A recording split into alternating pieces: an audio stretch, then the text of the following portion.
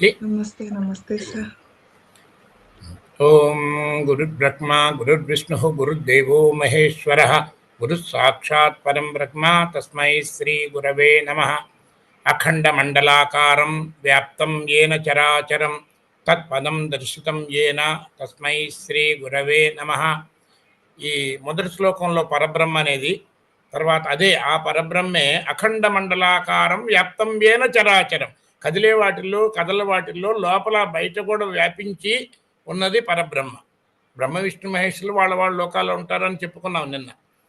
తర్వాత 18వ అధ్యాయం 20వ శ్లోకంలో అసలు జ్ఞానం అంటే ఏంటని ఒక రకంగా చెప్పారు.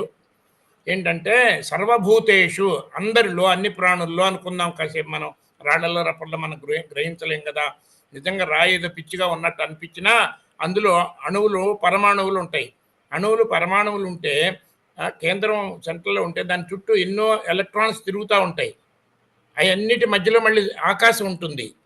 ఇది ఒక అణువు. ఆ అణువు ఎంతగా ఉంటుందంటే ఒక గుండె సూదు హెడ్ తల మీద చిన్నది కదా, దానిలో కొన్ని లక్షలు ఉంటాయి. కొన్ని లక్షల అణువులు కలిస్తే ఆ గుండె సూది అంత చిన్నగా ఉంటుంది. అంత చిన్నగా ఉన్న అణువుల లోపల సెంటర్ చుట్టూ, అంటే ఎట్లయితే సూర్యుడి చుట్టూ మన గ్రహాలన్నీ తిరుగుతున్నాయో అలానే ఆ సెంటర్ చుట్టూ ప్రతి అణువులోను ఏది ఒక గుండు సూది హెడ్ మీద లో కొన్ని లక్షలు ఉంటే ఒక్కొక్కటి ఎంత ఉంటుందో మనం ఊహించగలం కదా. అంటే నార్మల్ కంటికి కానీ దేనికి కానీ పొరపాటును కూడా కనపడవు. సో అది చాలా సైన్స్లో అంత కష్టపడి మన వాళ్ళు కనిపెట్టారు. సో అలాంటి దానిలో లోపల కూడా ఎన్నో ఎలక్ట్రానిక్స్ తిరుగుతూ ఉంటాయి. ఇక ఒక్కో దానిలో అయితే సెంటర్ చుట్టూ కొన్ని వందల ఎలక్ట్రానిక్స్ తిరుగుతూ ఉంటాయి. ఒక దాని దగ్గర నుంచి 2 దగ్గర నుంచి 4 దగ్గర నుంచి 5 దగ్గర నుంచి ఒక్కో దానికి ఒక సైజుని బట్టి అనమాట. అన్నిటికన్నా హైడ్రోజన్ ఒకటి ఉంటుంది, అట్లా ఒకటి ఉంటుంది. అయితే అక్కడ కూడా యాక్టివిటీ జరుగుతూనే ఉంది. కానీ మనం అంతగా కనీసం చెట్టుకు ప్రాణం ఉందని కొంచెమన్నా గుర్తించగలుగుతాం. కానీ ఇక దోమ అన్నిటిలో ప్రాణం ఉంది. కానీ ఈ 18వ అధ్యాయం 20వ శ్లోకం సర్వభూతేషు అంటే అన్నింటిలో, ఏన ఏ జ్ఞానంతో అయితే ఏకం భావం అవ్యయం అంటే అందరిలో ఒకటే ఒకటి ఉంది, మార్పు లేనిది, ఆధారమైనది, తెలియబడుతున్నది. ఏదైతే ఉందో దాన్ని గుర్తించటమే. మారే శరీరాల్లో తేడా ఉంది, మారే మనసులో తేడా ఉంది, మారే బుద్ధుల్లో తేడా ఉంది, మారే జుట్టులో తేడా ఉంది, మారే ఇష్టాయిష్టాల్లో తేడా ఉంది, అన్నిట్లో తేడా ఉంది. కానీ నేను నేను నేను అనేది ఆధారంగా ఉండి ఏదైతే మార్పు లేకుండా అందరిలోనూ తెలియబడుతున్నదో అది కూడా ఎట్లా ఉంది. మనకు నార్మల్గా నేను నేను ఇక్కడ నేను సత్యమే, అక్కడ నేను సత్యమే, ఇక్కడ నేను సత్యమే, అక్కడ నేను సత్యమే అన్నప్పుడు 2 నేనులు సమానం అని అనుకుంటే అది కూడా కాదు. ఇక్కడ నేను సత్యమే అంటే మార్పు లేకపోతే సత్యం కాబట్టి పరిమితి కూడా లేదు.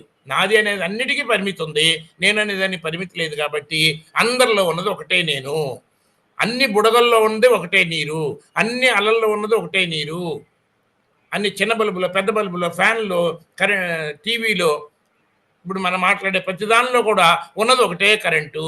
దానికి పరిమితి లేదు, కరెంటుకి ఏ లక్షణం లేదు. సో ఇది ఏదైతే ఉన్నదో దీన్ని గుర్తించటమే నిజమైన జ్ఞానము అని 18వ అధ్యాయంలో 20వ శ్లోకంలో చెప్పడం జరిగింది. అయితే అది చాలా వరకు మనం చెప్పుకున్నాం.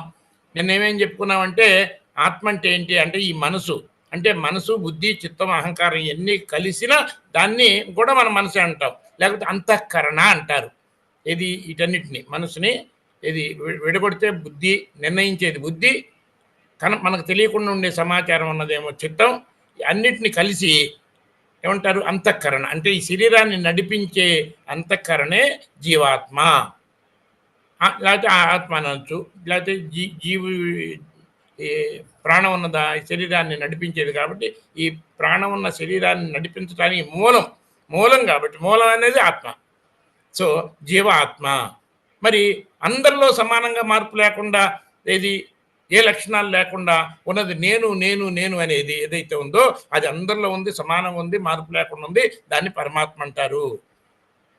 మరి ఈ పరమాత్మనే పరబ్రహ్మ అంటారు, ఈ పరమాత్మనే భగవంతుడు అని అంటారు. ఇది పరమాత్మే సత్యం. మా జీవుడు సత్యం కాదు. ఎందుకంటే జీవుడు నిమిషం నిమిషానికి మారిపోతూ ఉంటాడు. ఇష్టాయిష్టాలు మారిపోతూ ఉంటాయి. మారి మారి మారి కష్టాలు తెచ్చుకొని కింద పడి మీద పడి చివరికి మరి ఒక్కటేంటంటే కరెక్ట్గా చెప్పాలంటే ఇష్టాలతో ఇష్టాలు అయిష్టాలు, రాగము ద్వేషము, లైక్స్ అండ్ డిస్లైక్స్తో కలిసి మన చిత్తంలో దాగి ఉన్నదే అది కొంచెం కొంచెం మనసులోకి బయటకు వస్తుంటే అది దానిలోంచి బుద్ధి ఏదో ఒకటి నిర్ణయిస్తుంటే దాన్ని శరీరాన్ని వాడుకొని ప్రవర్తిస్తుంది, వ్యవహారం జరుగుతుంటే ఇష్టాలు అయిష్టాలు ఎంత బయట విషయాల మీద ఇష్టాలు అయిష్టాలు అంటే పంచేంద్రియాలతో మనం చూసే ఆ పంచేంద్రియాల బయట విషయాల మీద కల్పించుకునే ఇష్టం అయిష్టం. ఈ ఇష్టాలు అయిష్టాలు అన్నీ ఎందుకు కల్పించుకున్నామంటే నా కోసమే, నాకు ఉపయోగపడే వాటి మీద ఇష్టము, నాకు వ్యతిరేకం అయ్యే దానివల్ల దేనివల్ల వాడిని పిలిస్తే మన ఇంటికి అరే వాడు పిచ్చిగా మాట్లాడతాడు, అవమానకరంగా మాట్లాడతాడు, నలుగురిలో నేను ఇంకా చిన్నబుచ్చుకు తక్కువ అవుతాను కాబట్టి వాడు నాకు వద్దు, వీళ్ళుంటే నాకు మంచిగా మాట్లాడతారు, నలుగురు నా గురించి గొప్ప గొప్ప మాట్లాడతారు, సపోర్ట్ చేస్తారు అంటే వీళ్ళు ఇష్టము.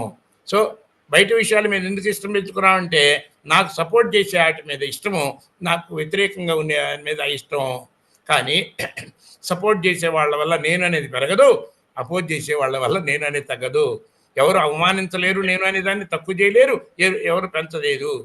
కాబట్టి ఈ ఇష్టాయిష్టాలు కల్పించుకున్నాయని అజ్ఞానం వల్ల, నేను సత్యము నేను అనేదాన్ని గుర్తించని అజ్ఞానం వల్ల మనసు ఏర్పరచుకున్న ఇష్టాయిష్టాలే. కానీ ఇది సత్యం అని తెలుసుకున్న తర్వాత ఎవరు కూడా నన్ను పొగిడే వాళ్ళ కోసం ఎదురు చూడము, నా ఆస్తి ఎక్కువైతే నేను ఎక్కువ అవుతానని ఆస్తి పెంచుకోవడానికి చూడము, ఎవరన్నా నాకు వ్యతిరేకంగా ఉంటే వాడు నా వల్ల నా ఎన్ని కొట్టేయటానికి నా దగ్గరకు వస్తున్నాడు, దానివల్ల నా తక్కువైతే నేను తక్కువ అవుతాను అని వాళ్ళని వ్యతిరేకించు. ఎంతమంది అవమానంగా మాట్లాడినా నేనని తక్కువ కాదు, ఎంతమంది పొగిడినా నేనేందుకు ఎక్కువగాను. అలాంటప్పుడు అయిష్టాలు ఏర్పరచుకోము. భగవద్గీత మొత్తం అసలు ఒక మాట చెబుదాం అనుకుంటున్నాను, నేను చెప్తే మీకు ఏమీ రాదు. ఒక ఆపరేషన్ థియేటర్లో సీనియర్ డాక్టర్ ఉంటాడు, జూనియర్ డాక్టర్ ఉంటాడు, సీనియర్ నర్సు ఉంటారు, బిఎస్సి చదివిన నర్సులు ఉంటారు, ఈక్వలెంట్ డాక్టరే మన జూనియర్ నర్సులు ఉంటారు. ఇంతమంది ఉంటే ప్రతి వాళ్ళు కూడా అలర్ట్గా ఉండి ఏ ఒక్కళ్ళు కూడా అనవసరంగా ఒక మాట మాట్లాడకుండా ఆ డాక్టర్స్, ఆపరేషన్ చేసే డాక్టర్స్కి ఎప్పుడు ఏది కావాలో సపోర్ట్ చేస్తూ గమనిస్తూ అటెంటివ్గా ఎట్లయితే ఉంటారో ఈ జూమ్ మీటింగ్లో కూడా అంత ఇన్వాల్వ్మెంట్గా కూర్చుంటేనే దీనివల్ల మీకు ప్రయోజనం ఉంటుంది, కానీ అదర్వైజ్ ప్రయోజనం ఉండదు. లేకపోతే నేను చెప్పా కదా ఎంత ఎంత సింపుల్. ఇది భగవద్గీత ఇంతలా ఉంటాయి, ఇంతలా ఉంటాయి, ఒక్కొక్క పుస్తకాలు ఇంత పొడవు ఉంటాయి, ఇంకో పెద్ద అయితే ఇంతలావు కూడా ఉంటాయి. మరి అంటే ఎందుకు రాశారు, ఏం రాశారంటే అవి పక్కన పెడితే మరి మనం భయపడటానికి కాదు కదా, ఇది మన మేలు కోసం, నాకు ఉపయోగపడటం కోసం అన్నప్పుడు ఇంత చిన్న భగవద్గీత నిన్న కూడా చూపించాను, చేతిలో పెడితే అందులో కూడా ఏ ఒక్క చాప్టర్ 18 చాప్టర్లో ఏ ఒక్క అధ్యాయాన్ని ఏ ఒక్క దాన్ని సరిగా అర్థం చేసుకుని ఆచరణలో పెడితే అన్నిటిని ఆచరించిన ప్రయోజనం అంటే ఎంత సింపుల్గా ఉందో చెప్పండి. మనం దాన్ని భగవద్గీత కాంప్లికేటెడ్ అని ఎవరు భగవద్గీత విడిగా ఏ పుస్తకం ఇంత వివరణగా రాసినా కూడా ఎవరికి అర్థం కాదు, నేను గ్యారంటీ ఇస్తా. ఇక మీకు సహజంగా లోపల నుంచి జన్మల సంస్కారం ఉండి ప్రత్యేకంగా అర్థం చేసుకుంటే తప్ప నార్మల్గా ఏది వివరం లేదు కాబట్టి సంస్కృత పదాలు అర్థం కావు, తెలుగు పదాలు అయితే అర్థం కావు, తాత్పర్యం రాసినా అర్థం కావు, ఇంత తాత్పర్యం రాసినా ఇంత పుస్తకం రాసినా అర్థం కావు. ఎందుకంటే అసలు భగవద్గీత కన్ఫ్యూజన్ ముందు వెనక నేను ఇందాక ఏం చెప్పాను, అందరిలో మార్పు లేకుండా ఏకంగా అఖండంగా అది ఎట్లయితే కరెంట్ అన్నింటిలో చిన్న బల్బులు అన్నింటిలో ఏకంగానే ఉన్నదో, మార్పు లేకుండా ఉన్నదో దాన్ని గుర్తించడం నార్మల్ వాళ్ళకి ఎట్లా తెలుసు, ఇది ఇంజనీర్స్కి తెలుసు, కానీ కరెంటు గురించి తగ్గిన వాళ్ళకి తెలియదు కదా, ఇది వేరు అది వేరు ఏదో అనుకుంటారు కదా మామూలు ఏమీ తెలియని వాళ్ళు. మరి అలానే అదైతే మనిషి తయారు చేసింది కాబట్టి ఎక్స్ప్లెయిన్ చేస్తే అర్థమవుతుంది కరెంట్ ఒకటే అని, ఎందుకంటే మెయిన్ ఆఫ్ చేసినప్పుడు అన్నీ ఆగిపోతున్నాయి కాబట్టి. కానీ ఇక్కడ నేను అనేది పరిమితి లేకుండా అందరిలో ఏకంగానే ఉంది. సముద్రంలో అన్ని అలలకు ఒకే సముద్రం ఆధారంగా, అన్ని బుడగలకు ఒకే నీరు ఆధారంగా, బుడగ పుట్టినప్పుడు, పెరిగినప్పుడు, మార్పు చెందినప్పుడు, చనిపోయినప్పుడు, అలా పుట్టినప్పుడు, అలా పెరిగినప్పుడు, అలా కలిగినప్పుడు, అలా పోయినప్పుడు నీరు ఎట్లయితే ఆధారంగా ఉందో ఒకే నీరు అన్ని అలలకి ఎలా అయితే ఆధారంగా ఉందో అలానే ఒకే నేను అన్ని మనసులకు కూడా, మనసులు వేరు, ఇక శరీరాలు వేరు, అది మనకని తెలుసు, మనసులు కూడా వేరు, మారే శరీరానికి, మారే మనసుకు కూడా, మారే బుద్ధికి కూడా ఆధారంగా మార్పు లేకుండా అన్నింటిలో ఏకంగా పరిమితి లేకుండా ఉన్న దానిని గురించడమే నిజమైన జ్ఞానం అని 18వ అధ్యాయంలో 20వ శ్లోకంలో చెప్పబడటం జరిగింది. అయితే ఇంకా ఇకపోతే ఇవన్నీ నిన్నేం తెలుసుకున్నాం, భగవద్గీతలో అట్ట మీదేమో కృష్ణుడి బొమ్మ ఉంటుంది, కానీ లోపల మాత్రం శ్రీ భగవాను వాచ అంటది. కానీ అంటే మరి ఆ లోపల భగవంతుడు ఏం చెబుతాడు, నాకు పుట్టుక లేదు, నేను వ్యక్తం కాను, నాకు పుట్టుక లేదు, నాకు మార్పు లేదు, నాకు నాశనం లేదు, నేను వ్యక్తంగాను, అలాంటి నన్ను మూడులు బుద్ధి లేని వాళ్ళు పుట్టి మార్పు చెంది వ్యక్తమయ్యేవాడిని అనుకుంటున్నారు అని తిట్టాడు 7వ అధ్యాయంలో 24వ శ్లోకంలో. అర్థమైందండి? నేను అందరిలో ఉన్నాను, సమానంగా ఉన్నాను, మార్పు లేకుండా ఉన్నాను. అందరిలో ఉన్న నన్ను ఎవరైతే గుర్తిస్తూ ఉంటారో, అంటే నేను అనేది పరిమితి లేనిది, మార్పు లేనిది, ఇది ఏ నేను నేను నేను అని మనం అంటున్నామో ఆ నేనుని మర్చిపోయి ఈ శరీరమే నేను అనుకొని శరీరం సంబంధించింది, నా శరీరం ఆడైతే నేను ఆడ, నా శరీరం మగ అయితే నేను మగ అనే భావాల్లో ఇరుక్కుపోతున్నాము. సో శరీరం నాదే కానీ నేను శరీరం కాదు, చెయ్యి నాదే కానీ నేను చెయ్యి కాదు, జుట్టు నాదే కానీ నేను జుట్టు కాదు, జుట్టు తీసేసినంత మాత్రం నేను లేకుండా పోను, షర్టు తీసేసినంత మాత్రం నేను లేకుండా పోను, కాలు చెయ్యపోతే నేను లేకుండా పోను. సో ఈ నేననేది ఎప్పుడైతే మార్పు చెందనేది, నాది అనేది అన్నీ మార్పు చెందేది, మార్పు చెందేదన్నీ అవి కూడా మనసులో ఎప్పుడో దానికి సంబంధించిన అటు కలర్ గురించి కానీ, ఇటు ఆస్తి గురించి కానీ, ఇటు కింద మోకాళ్ళలో నొప్పి కానీ అది గుర్తొచ్చినప్పుడు మాత్రమే, అంటే దానికి సంబంధించిన ఆలోచన మనసులో వచ్చినప్పుడు మాత్రమే దాన్ని మనం అనుభవిస్తున్నాం. ఉన్నాయి కూడా అన్నిటిని ఎట్ ఏ టైం అనుభవించట్లా, వందలు ఉన్నాయి మనకి, ఏ ఒక్కటి అనుభవించట్లా, అది కూడా వచ్చిపోయేదే జగత్. ఈ జగత్తుకన్నిటికి ఆధారంగా ఉన్న నేనుకి మాత్రం పరిమితి లేదు. మరి నేను అడిగానో లేదో, మరి నేను అనేది మార్పు లేదు, సత్యమే అన్నిట్లో ఉంది అని ఒకటి తెలుస్తుంది కదా. కానీ నేను అనేది ఈ శరీరంలో ఎక్కడుంటుంది, నేను అనేది ఈ శరీరంలో ఎక్కడుంటుంది, దాని సైజ్ ఎంత అనేది కొత్త వాళ్ళు ఉంటే సమాధానం చెప్పడానికి ట్రై చేయండి. నేను అంటున్నాం కదా, కన్ను ఎక్కడుంది, చెవి ఎక్కడుంది, ముక్కు ఎక్కడుంది, దాని సైజులు ఎంత ఉన్నాయి అది కూడా తెలుస్తుంది. అవి కూడా ఒకళ్ళకు ప్రతి వాళ్ళలో కంటి సైజు మారుతుంది, చెవి సైజు మారుతుంది, ముక్కు సైజు మారుతుంది, షేప్ మారుతుంది, ఇవన్నీ మారుతూ ఉంటాయి. కానీ నేను అనేది ఎక్కడుంది, నా కన్ను, నా చెవి అనేది కూడా ఎప్పుడు గుర్తురాదు. సరిగా వినపడకపోతేనే అప్పుడే గుర్తొస్తుంది చెవి కూడా. కన్ను కూడా సరిగా అక్షరాలు కనపడకపోతేనే కన్ను అరే సరిగ్గా కనపడలేదు అని గుర్తొస్తుంది. నార్మల్గా చూసుకుంటే వెళ్ళిపోతావు కానీ ఏది గుర్తురాదు. సో మొహం మీద ఏదైనా ఏది తినేటప్పుడు ఇటుపక్క ఏదో అవుతుంది, ఎవరో చెప్పింది నాకు ఒక్కోసారి తెలియని కూడా తెలియదు అట్లా. సో అలాంటప్పుడు నేను అనేది ఎక్కడుంది, దాని సైజ్ ఎంత, ఎందుకన్నాడు ఆ శ్లోకంలో, అందరిలో ఏకంగా మార్పు లేకుండా ఏకంగా, ఇది వేరువేరుగా కాదు, ఇది అనేక రకాల అలలున్నా అలలన్నీ విడివిడిగా పుట్టి పెరిగి మార్పు చెందిపోతున్నా అన్నిటికీ ఆధారంగా ఉన్న నీరు మాత్రం ఏకంగా ఉంది, మార్పు లేకుండా ఉంది. ఒకే నీరు, నీటిలో ఏమి తేడా లేదు. ఆ నీటికి పుట్టుక లేదు, మార్పు లేదు, అనేకం అనేది కూడా లేదు. అలలుగా విడివిడిగా అట్లా చూస్తే అనేకం ఉంది, కానీ విడిగా నీరుగా చూస్తే ఒకటే నీరు అంతా కూడా. అలానే నేను అనేది ఒకటే నేను, అందరిలో ఉంది, సమానంగా ఉంది, మార్పు లేకుండా ఉంది. మరి దీని పరిమితి ఎంత అంటే అసలు ఎక్కడుందో తెలిస్తే కదా పరిమితి తెలియటానికి. మరి నేను చెప్పాను, నీ మనసు ఎక్కడుంటే నేను అనేది అక్కడ ఉంటుంది. మరి మనసు వేరే చోట ఉన్నప్పుడు ఎదురుగా కళ్ళకి ఎదురుగా ఉన్నది కళ్ళు చూడలేవు, చెవులకి ఇంత పెద్ద సౌండ్ వినపడుతున్నావు, చెవులు వినలేవు. అలాంటప్పుడు ఈ శరీరం మొత్తం ఉన్నా ఒకటే లేకపోయినా ఒకటే. అప్పుడు ఈ శరీరంలో ఉన్న నేను ఎక్కడుందంటే నీ మనసు ఎక్కడుందో అక్కడ ఉంది. అంటే మనసు ఎక్కడికైనా వెళ్ళగలదు, నేననే ఆధారం లేకుండా వెళ్ళలేదు. అంటే అర్థం ఏంటి, నేను అనేది ఒక పరిమితి లేదు. నిన్న కూడా చెప్పాను అనుకుంటారు ఆల్రెడీ. సో నేను అనేది పరిమితి లేదు, అందరిలో ఉంది, ఏకంగా ఉంది, కరెంట్ లాగా ఉంది. అలాంటప్పుడు ఈ సంగతిని గుర్తించి, మరి ఇది మార్పు లేదు కాబట్టి, నేను అనేది మార్పు లేదు కాబట్టి, నాశనం లేదు కాబట్టి, నేను అనేది ఒకటే సత్యం. నేను అనేది ఏ స్ఫురణ మనలో ప్రతి ఒక్కళ్ళకి ఎప్పుడు తెలియబడుతుందో, ఎప్పుడు లోపల నుంచే జీరో డిస్టెన్స్లో, ఎప్పుడు నుంచి అన్ని మనసులకి జీరో డిస్టెన్స్లో ఎప్పుడూ తెలియబడుతున్న నేను అనేది ఇది. దానికి ఏ ఆకారం లేదు, మగ లేదు, ఆడ లేదు, పరిమితి లేదు, లక్షణాలు లేదు. ఇది సృష్టి మొత్తం అనంతమై, మార్పు లేకుండా సత్యమై అనంతమై. మరి సత్యమైతే నాశనం ఎక్కడవుతుంది? సత్యమైతే మార్పు ఎక్కడుంది? మార్పు లేనప్పుడు నాశనం ఎక్కడుంది? నాశనం కాకపోతే క్షరం అనేది ఎక్కడుంది? క్షరము కానిదాన్ని అక్షరం అంటారు కదా! అక్షరం అంటారు కదా! క్షరము కానిదాన్ని అక్షరం అంటారు కదా! మరి మనం నార్మల్‌గా రాసుకునే అక్షరాలు, ఈ పుస్తకంలో కూడా రాసుకునే అక్షరాలు ఎన్నో ఉన్నాయి కదా! ఇయన్నీ ఈ పుస్తకం చించేస్తే పోతుంది. ఈ పుస్తకం తగలబెడితే మొత్తం పోతాయి. ఇయన్నీ క్షరాలే. పుస్తకమే క్షరం, పుస్తకంలో అక్షరాలన్నీ క్షరాలే.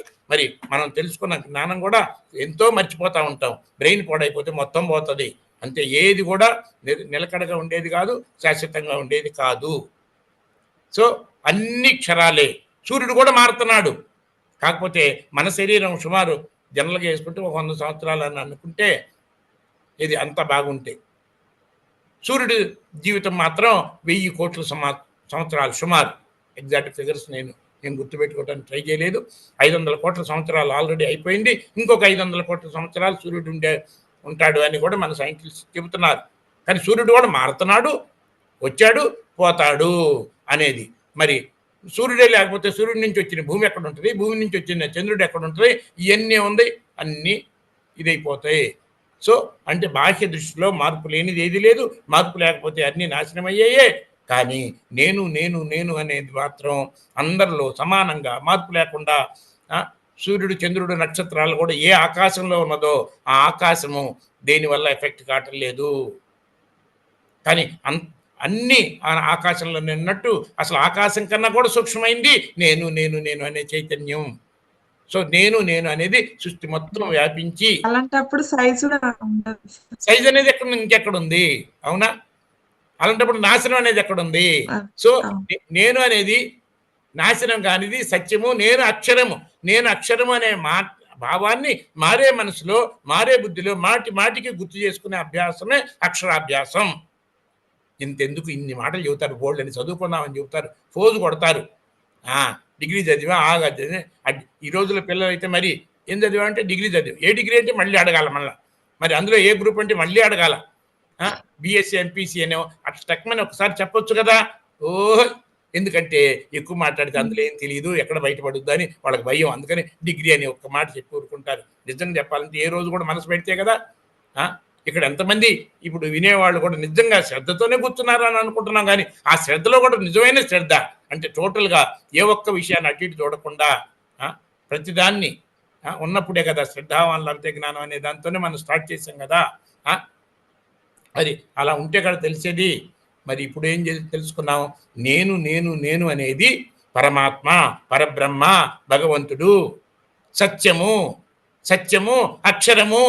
అక్షరము అనే భావాన్ని మాటి మాటికి మనసులో, బుద్ధిలో గుర్తు చేసుకుంటూ ఉంటే నేను సత్యం అన్నప్పుడు, నేను అక్షరం అన్నప్పుడు, శరము కాని అన్నప్పుడు నేనేమైపోతా అనే ఆలోచన కానీ, భయం కానీ, నేను తక్కువ అనే ఆలోచన కానీ, బాధ కానీ ఎక్కడన్నా ఉంటాయా? ఈ ప్రపంచంలో ఎవరు 800 కోట్ల మంది చీ అన్నా నేను అనేది ఒక ఎంటుక తగ్గుతుందా? కానీ మనం ఏంటంటే ఎవరి ఇంటికి వెళ్తే 5 నిమిషాలు వాళ్ళు మనతో సరిగా మాట్లాడకపోతేనే మన పట్టించుకోదు, అవమానించారు, విలువ ఇచ్చారు, వాళ్ళకి బాగా డబ్బులు ఉన్నాయని, మనకు తక్కువ ఉన్నాయని అని తక్కువగా ఫీల్ అయ్యి బాధపడి కోపం తెచ్చుకొని వాళ్ళ మీద ఇక ఇంకొకళ్ళకి రాకూడదని వెళ్ళిపోయి వాడు గుర్తొచ్చినప్పుడల్లా, తెలిసిన వాళ్ళు కదా, గుర్తొచ్చినప్పుడల్లా ఆ కోపం ఉండి ఆ కోపంతో విషయం అన్ని అనుభవిస్తున్నామే.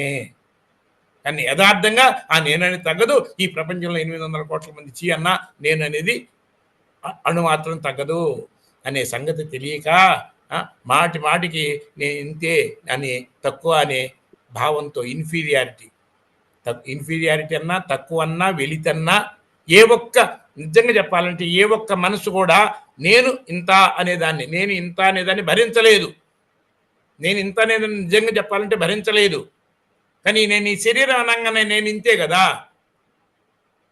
అందుకని అందరూ ఇది ప్రైమ్ మినిస్టర్ కూడా కాకపోతే తన పవరు అటు ఇటు ఎక్కువ ఉందేం కానీ నిజంగా చెప్పాలంటే ఈ సపోజ్ ఒక భారతదేశమే కాదు, ప్రపంచం మొత్తం ఆధిపత్యం వచ్చినా నాది ఇంత అని అనొచ్చు. నాది ఇంత కాబట్టి నాది ఎక్కువగా అయితే నేను ఎక్కువ అనేది అజ్ఞానం. ఎందుకంటే నాది మారినా నేను మారదు అనేది జ్ఞానం. నాది పెరిగినా నేను పెరగదు, నాది తక్కువైనా నేను తక్కువ అవ్వదు అనేది జ్ఞానం అయితే, నార్మల్‌గా అజ్ఞానంలో ఏముంటారు ప్రతి ఒక్కడు? నాది ఎక్కువైతే నేను ఎక్కువ, నాది తక్కువైతే నేను తక్కువ అనే ఉద్దేశంతో ఉండి, నేను ప్రైమ్ మినిస్టర్ కాబట్టి ఇండియా మొత్తం మీద నా అధికారం ఎక్కువ కాబట్టి నేను అంత ఎక్కువ అనే టెంపరరీగా ఉంటుంది. కానీ ఈ ప్రపంచం మొత్తం మీద అన్ని దేశాలకి ఒక అధ్యక్షుడిని ఎన్నుకుంటే, మరి ప్రపంచం మొత్తం తనదైతే, తన కిందైతే, సో ప్రపంచం మొత్తం నాది కాబట్టి నేను అంత గొప్ప, నేను అంత ఎక్కువ అని అనుకుంటే, కానీ నిజంగా చెప్పాలంటే ఈ సృష్టిలో ఈ భూమి మొత్తం, ఈ భూమిలో ఒక చిన్న ఆవగింజంత ఎంత ఉంటుందో, ఈ ఈ సృష్టిలో భూమి మొత్తం కూడా అంత ఉండదు. అంటే పరిమితే కదా! అది కూడా పరిమితే కదా! టెంపరరీగా అధికారం రాగానే అనుకుంటాడు గానీ, ఆ గెలాక్సీలో ఏముందో, ఈ గెలాక్సీలో ఏముందో, ఏదో వస్తుంది, బ్యాటరీ ఈజ్ రన్నింగ్ లో, బ్యాటరీ ఈజ్ రన్నింగ్ లో. ఎందుకు చూసుకోమంటే ఒక్క నిమిషం వాళ్ళని పెట్టేసేయమని చెప్పండి. ఓకే, బ్యాటరీ నేను పెడతానులే, ఒక్క నిమిషం, ఒక్క నిమిషం.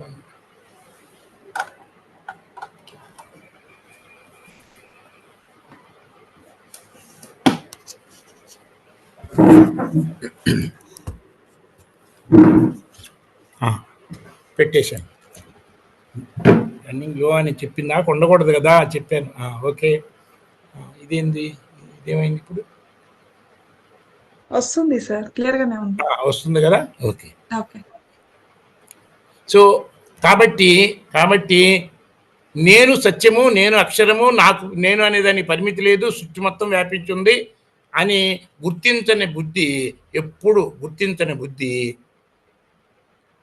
ఎప్పుడు పరిమితినే అనుభవిస్తుంది, ఎప్పుడు వెలితినే అనుభవిస్తుంది, ఎప్పుడు అసంతృప్తినే అనిపిస్తుంది. దాని ఇంగ్లీష్ భాషలో అయితే ఇన్ఫీరియారిటీ అంటారు. కాకపోతే ఇన్ఫీరియారిటీ ఎక్కడ తెచ్చుకున్నాడు? పక్క వాళ్ళతో పోల్చుకుంటున్నాడు. అతని జుట్టు కన్నా నా జుట్టు తక్కువ కాబట్టి నేను తక్కువ అని, అతని మార్కుల కన్నా నా మార్కుల కన్నా నేను తక్కువ అని, అతని ఆస్తి కన్నా నా ఆస్తి తక్కువ కాబట్టి నేను తక్కువ అని, చిన్న చిన్న వాటిని టెంపరీ చూసుకుంటున్నారు. ఇంత వచ్చిన పూర్ణత్వాన్ని, నిండుదనాన్ని, తృప్తిని అనుభవించాలంటే నేను అనేది పరిమితి లేదు. నేను గొప్పగా ఎక్కువగా ఉండాలనుకుంటున్నావో, ఈ మనసు అసలు కోరిక ఏంటంటే నేను శాశ్వతంగా ఉండాలని, నేను పూర్ణంగా ఉండాలని. పూర్ణం అంటే ఎప్పుడు? పరిమితి లేకుండా ఇప్పుడు అనంతమైనప్పుడే పరిమితి లేకుండా ఉంటుంది. కానీ ఎందుకు ఈ కోరిక వచ్చింది మనసుకి? ప్రతి మనసు కూడా ఎందుకు ఈ కోరిక వచ్చింది? నేననేది శాశ్వతం కాబట్టి, సత్యం కాబట్టి శాశ్వతం. నేననేది మార్పు లేదు, అట్లానే పరిమితి లేదు కాబట్టి అనంతం. అందుకనే నేను అనంతమై ఉండాలి. ఇది అసలు భారతదేశం మొత్తం ఒకళ్ళకి ఏదైనా ఇచ్చి అందులో ఒక హైదరాబాద్ మీకు ఇవ్వటం లేదంటే ఏమంటారు? అది ఎందుకు, తృప్తిగానే ఉన్నాను కానీ అది ఎందుకు ఇవ్వట్లేదబ్బా అని అంటారు. సో ప్రపంచం మొత్తం మీకు ఇచ్చేసాను, ఒక చిన్న బంగ్లాదేశ్ మీకు ఇవ్వటం లేదంటే దాని గురించి ఆలోచిస్తారు. సృష్టి మొత్తం మీకు ఇచ్చేస్తున్నాను, ఒక చిన్న గ్రహం ఎట్లంటే అంటే ఏ మాత్రం వెలితిని భరించలేరు. బాహ్యంగా చూసుకుంటే ఇంత చిన్న ఈ ఎగ్జాంపుల్ సరిగా బాగా ఊహించుకుంటే అర్థమవుతుంది. చిన్న ఎగ్జాంపుల్ చూసుకుంటే ఒకళ్ళకి 98 acres ఉండి వాళ్ళ పొలంలో ఒక చివర కొసలో 2 ఎకరాలు ఉంటే, ఈ 98 ఎకరాలు ఉన్న అతనికి ఆ 2 ఎకరాలు కలిసిన దాకా అతను నిద్రపోలేడు. వెలితి, అసంతృప్తి, దానికోసమే ఏమన్నా చేయడానికి ట్రై చేస్తాడు. కానీ ఆ 2 ఎకరాలు అతను కూడా 100 ఎకరాలు నాకుంటే బాగుండదు అనుకుంటాడు. కానీ నా వల్ల కాదు అనే రాజీబడి, వెలితితో రాజీబడి జీవించటం అంటే అసంతృప్తితోనే జీవిస్తూ ఉంటాడు. ప్రతిరోజు ఆలోచించకపోవచ్చు, ఏమాత్రం ఆలోచించినా. అంటే మనం నేను అనంతమై ఉండాలి, శాశ్వతమై ఉండాలనే కోరిక ఎందుకు వచ్చిందంటే, నేను అనేది నేను మనం 24 గంటలు అనుభవిస్తున్నామో ఆధారంగా ఉందో మనకి ఆ నేను అనంతమే, ఆ నేను సత్యమే అనే సంగతిని గుర్తించటం. ఈ భావన మన మనసు బయట విషయాలకి ఎడిక్ట్ అయిపోయి నా తక్కువైతే నేను తక్కువ అనే భావనలో ఇరుక్కుపోయింది కాబట్టి ఇది ఎడిక్ట్ అయిందంటే వ్యసనానికి గుర్తయింది. తప్పుడు ఆలోచన, నా తక్కువైతే నేను తక్కువ అనే ఆలోచనకి అలవాటు అయిపోయాం, ఎడిక్ట్ అయిపోయాం, పనికిరాని దాంతో నరకాన్ని అనుభవిస్తున్నాం. సో ఈ ఎడిక్ట్ అయిన ఈ మనసుని మరి జ్ఞానం పెంచుకోవాలంటే మాటి మాటికి నేను సత్యము, నేను అనంతము అంటే ఒకటే మాటలు చెప్పాలంటే నేను అక్షరము అనే విషయాన్ని బాగా పెంచుకోవటమే అక్షరాభ్యాసము. మరి నిజంగా చెప్పండి, ఏ స్కూల్ టీచర్కి మనందరం స్కూల్లో కాలేజీలో అన్ని చోట్ల చదువుకొని వచ్చాం కదా, ఏ టీచర్కి తెలుసు నేను అనేది అక్షరం అని, నేననేది శాశ్వతం అని. మరి నేను అక్షరం అనే భావం అప్పటి నుంచే అందరి మనసుల్లో పడుతుంటే పిల్లల్లో నా మార్కులు తక్కువైతే నేను తక్కువ అనే ఆలోచనలు తగ్గిపోయి నిజంగా ప్రశాంతత పెరిగి సహజమైన క్రియేటివిటీ దెబ్బతినకుండా ఉంటుంది. కనీసం పిల్లలకు అక్షరాభ్యాసం చేయించాలంటే ఎంతెంత దూరం వెళ్ళి హైదరాబాద్ వాళ్ళైతే బాసర కూడా వెళ్తారు.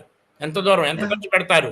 కనీసం ఆ రోజు ఆ పిల్లవాడికి తెలియకపోయినా ఆ తల్లిదండ్రులకైనా ఆ రోజన్నా తెలియాలి కదా నేను అక్షరం అనేది. మరి నేను అక్షరం అని తెలుసుకున్న తర్వాత ధైర్యం పెరుగుతుంది కదా. ధైర్యం పెరుగుతుంది. కానీ ఏం పెరుగుతుంది? ఎప్పుడైతే అక్షరాభ్యాసం అవుతారో తర్వాత స్కూల్ వేయాలి. ఇక్కడ తాతగారు కూడా వెళ్తారు కదా, ఆ పిల్లవాడి తాతగారు కూడా వెళ్తారు కదా. మొన్న వెళ్ళాను నేను కూడా, తెలిసిన వాళ్ళే మా వాళ్ళు దీనికి. అయితే ఆ తాతగారికి కూడా ఎట్లా ఉంటుంది, అది వీడికి మంచి స్కూల్లో అడ్మిషన్ లేకపోతే వీడు జీవితంలో నిలబడటం కష్టం కదా, ఎలా బతుకుతాడో ఏమవుతాడో, మంచి స్కూల్లో వస్తుందా లేదా, మరి ఈ రోజులో ఫీజులు ఏమో లక్షలు అంటున్నారు ఎట్లా అని ఈ తాతగారిలో కూడా టెన్షన్ అంటే భయం. Fear is death, fear is sin. అంటే భయం ఉన్నప్పుడు మనం నరకం అనుభవిస్తాం. అంటే నరకానికి చచ్చి నరకాన్ని అనుభవిస్తున్నట్లకే వివేకానందుడు చాలా స్పష్టంగా చెప్పాడు కదా. ప్రతి ఒక్కరు ఎవరికి వాళ్ళు ఆలోచించాలా.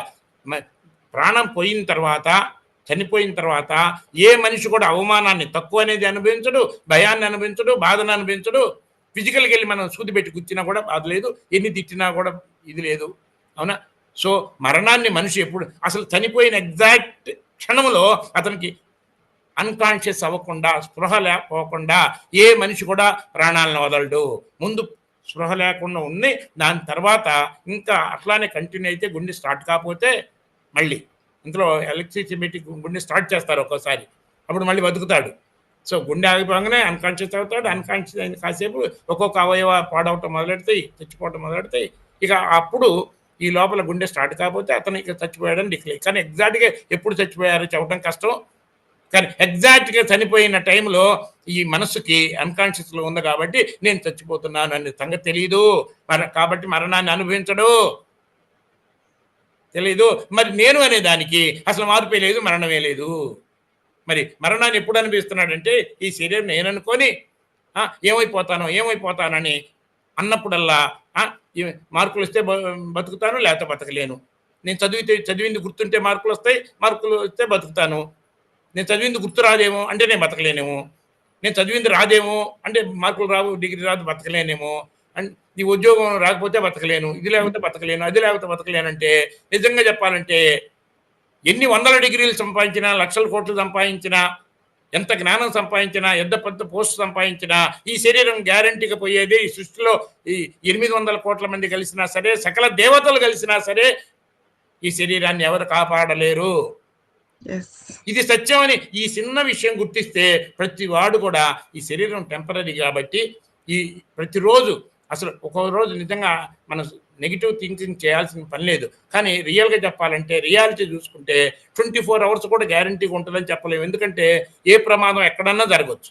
ఒక వల్క్ వచ్చి పడిందంటే హైదరాబాద్ మొత్తం ఎట్ ఎ టైం ఎగిరిపోద్ది.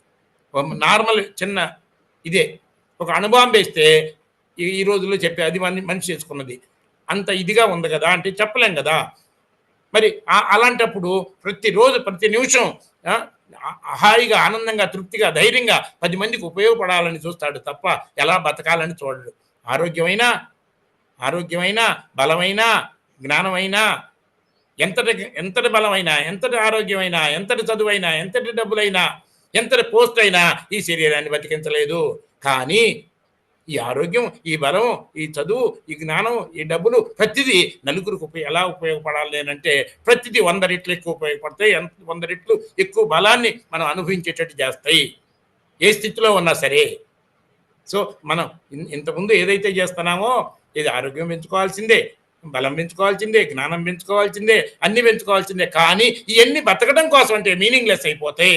నలుగురికి ఉపయోగపడాలంటే శక్తివంతంగా ఉపయోగపడతాయి, పరమానందాన్ని అనుభవించేటట్టు చేస్తాయి. ఇంత చిన్న బట్ నేను అనేదానికి మరణమే లేదు. ఇదంతా మనసు ఆడుకునే గేము. మనసు యొక్క లక్షణం ఇది. నేర్చుకోవడం దాని యొక్క లక్షణం, నలుగురికి ఉపయోగపడటంలోనే ఇది. అసలు ఎదుటివాడి బాధను గుర్తించినప్పుడు ఆటోమేటిక్‌గా ప్రేమ కలుగుతుంది. గుర్తించం మనం కాకపోతే. తల్లిదండ్రుల మనసులోనే బాధను గుర్తించట్లే ఈ రోజు జనాలు చాలామంది పిల్లలు కూడా. బాధను గుర్తిస్తే మాత్రం ఆ పిల్లవాడికి అప్పుడు దాకా అల్లరి చేసిన పిల్లవాడికి ఆటోమేటిక్‌గా ప్రేమ కలుగుద్ది. ప్రేమ, కరుణ అన్నీ కలుగుతాయి. అప్పుడు అమ్మ మనసులో బాధను ఎట్లా తొలగించాలని ఆలోచిస్తాడు. ముందు తనకు తానే బాధలో ఉంటే, అమ్మ తిట్టింది కాబట్టి నన్ను తక్కువ చేసిందని అనుకోని, నాకు విలువ ఇవ్వట్లేదంటే నన్ను తక్కువ చేసిందనుకోని, నేను తక్కువ అనే దాన్ని భరించలేక బాధపడుతూ కోపం తెచ్చుకున్న వాడికి అమ్మ మనసులో బాధ ఎక్కడ అర్థమవుతది? అమ్మ కోపడుతుందంటే, తిడుతుందంటే 90% నీ మేలు కోసం తిడుతుంది. ఇంకోటేంటంటే బయట ఏదైనా కష్టం, నష్టం జరిగినప్పుడు ఆ బాధతో కూడా నువ్వు చేసిన చిన్న తప్పుకి ఇంకొంచెం ఎక్కువగా కోప్పడొచ్చు.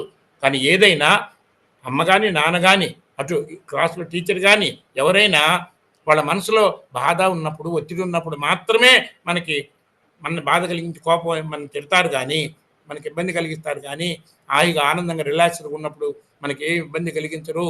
మనకి జీవితం మొత్తం అన్ని రకాల జాగ్రత్తలు తీసుకుంటున్నారు వాళ్ళు. ఈ మాత్రం కనీస జ్ఞానం ఉన్నవాళ్ళు అమ్మ తిడుతున్నప్పుడు అమ్మ మనసులో బాధను అర్థం చేసుకుంటారు. ప్రేమ కలుగుతుంది. నాన్న తిడుతుంటే నాన్న మనసులో బాధను అర్థం చేసుకుంటారు. ప్రేమ కలుగుతుంది. బాధ్యత కలుగుతుంది. అదే టీచర్ తిడుతుంటే టీచర్ మనసులో కూడా ఒత్తిడి ఉన్నప్పుడు నేనింకా ఈ తప్పులు చేసి టీచర్‌కి ఇంత ఇబ్బంది కలిగించకూడదని, లేకపోతే టీచరు ఇంకేదన్నా ఇబ్బందులు ఉంటే అది కనుక్కొని ప్రేమ ఆహ్, మ మ టీచర్ ఏమైందని తర్వాతన్నా కూల్‌గా ఉన్నప్పుడు అడగటం. ఇలా ప్రేమ అభిమానాలు పెరుగుతాయి గానీ, ఈ మాత్రం అవగాహన ఉంటే ఇంతటి జ్ఞానం మన లోపల ఉండి కూడా మనం దాన్ని ఉపయోగించుకోకుండా కేవలం శరీరం శరీరం పోతే నేను పోతాను. శరీరాన్ని వాడుకుంటాం. వాడుకోవటానికి బ్రహ్మాండంగా వాడుకోవచ్చు. ఆటలాగా వాడుకోవచ్చు. అసలు జీవితాన్ని మొత్తం ఆటలాగా జీవించమని మన పెద్దవాళ్ళు చెప్పారు. కానీ మనం ఆటను కూడా మోసపూరితమైన బిజినెస్‌గా మార్చుకున్నామంటే ఎంత అజ్ఞానం. ఈ శరీరమే నేనని ప్రతీది కూడా నలుగురు పొగిడితే ఎక్కువని ఎంతటి ఇరుక్కుపోయి ప్రవర్తిస్తున్నామంటే తెలీదు. ఓకే. అయితే ఇప్పుడు మీరేదన్నా అడిగితే నేను చెబుదామని అనుకుంటున్నాను. వాచ్ టైమ్ ఎంతయింది? ఆ! మాస్టర్స్ అందరికి అన్‌మ్యూట్ ఆప్షన్ ఉందండి? నిన్నేం చెప్పుకున్నాం? ఆత్మకి, పరమాత్మకి తేడా. ఆ! మరి తర్వాతనే బ్రహ్మకి, పరబ్రహ్మకి తేడా. బ్రహ్మ, విష్ణు, మహేశ్వరులకి, పరబ్రహ్మకి తేడా. భగవంతుడికి, దేవుడికి తేడా. దేవుళ్ళు అనేకం, ఆ! భగవంతుడు ఒకటి. ఇయన్నీ ఓకే. తెలుసుకున్నాం. ఈ రోజున ఆ! అక్షరం, అక్షరాభ్యాసం. నేను నేను నేను సత్యము, నేను అక్షరము అనే భావాన్ని మాటి మాటికి మనసులో, బుద్ధిలో గుర్తు చేసుకున్న అభ్యాసమే అక్షరాభ్యాసం. ఓకే. మరి ఓకే. భారతీయత అంటే మరి ఇంతకుముందు విన్నవాళ్ళు చెప్పొద్దు గానీ, ఇప్పుడు కొత్తగా ఉన్నవాళ్ళు చెప్పండి. భారతీయత అనే పదానికి అర్థం ఏంటి? ఎందుకంటే ఇది మామూలుగా మనం భారతీయులం గాబట్టి, భారతదేశం గురించి మాట్లాడతాం గాబట్టి, భారతీయత అనే పదానికి అర్థం ఏంటి? ఎవరు చెప్పినా పర్లేదు. అంతకుముందు క్లాస్‌లో బాగా విన్నాళ్ళు కొద్దిగా ఆగండి. వినను అంతకుముందు ఆలోచించండి. కొంచెం టైం ఇవ్వండి ఆలోచించి. భారతీయత అనే పదానికి అర్థం ఏంటి? అక్షరాభ్యాసం. అక్షరం అంటే నాశనం అనేనిది. అభ్యాసం అంటే దాన్ని ప్రాక్టీస్ చేయటం. ప్రాక్టీస్ అంటే మనసుతో, బుద్ధితో అని అనుకున్నాం. మరి భారతీయత అంటే ఎవరు? ఎవరక్కడ?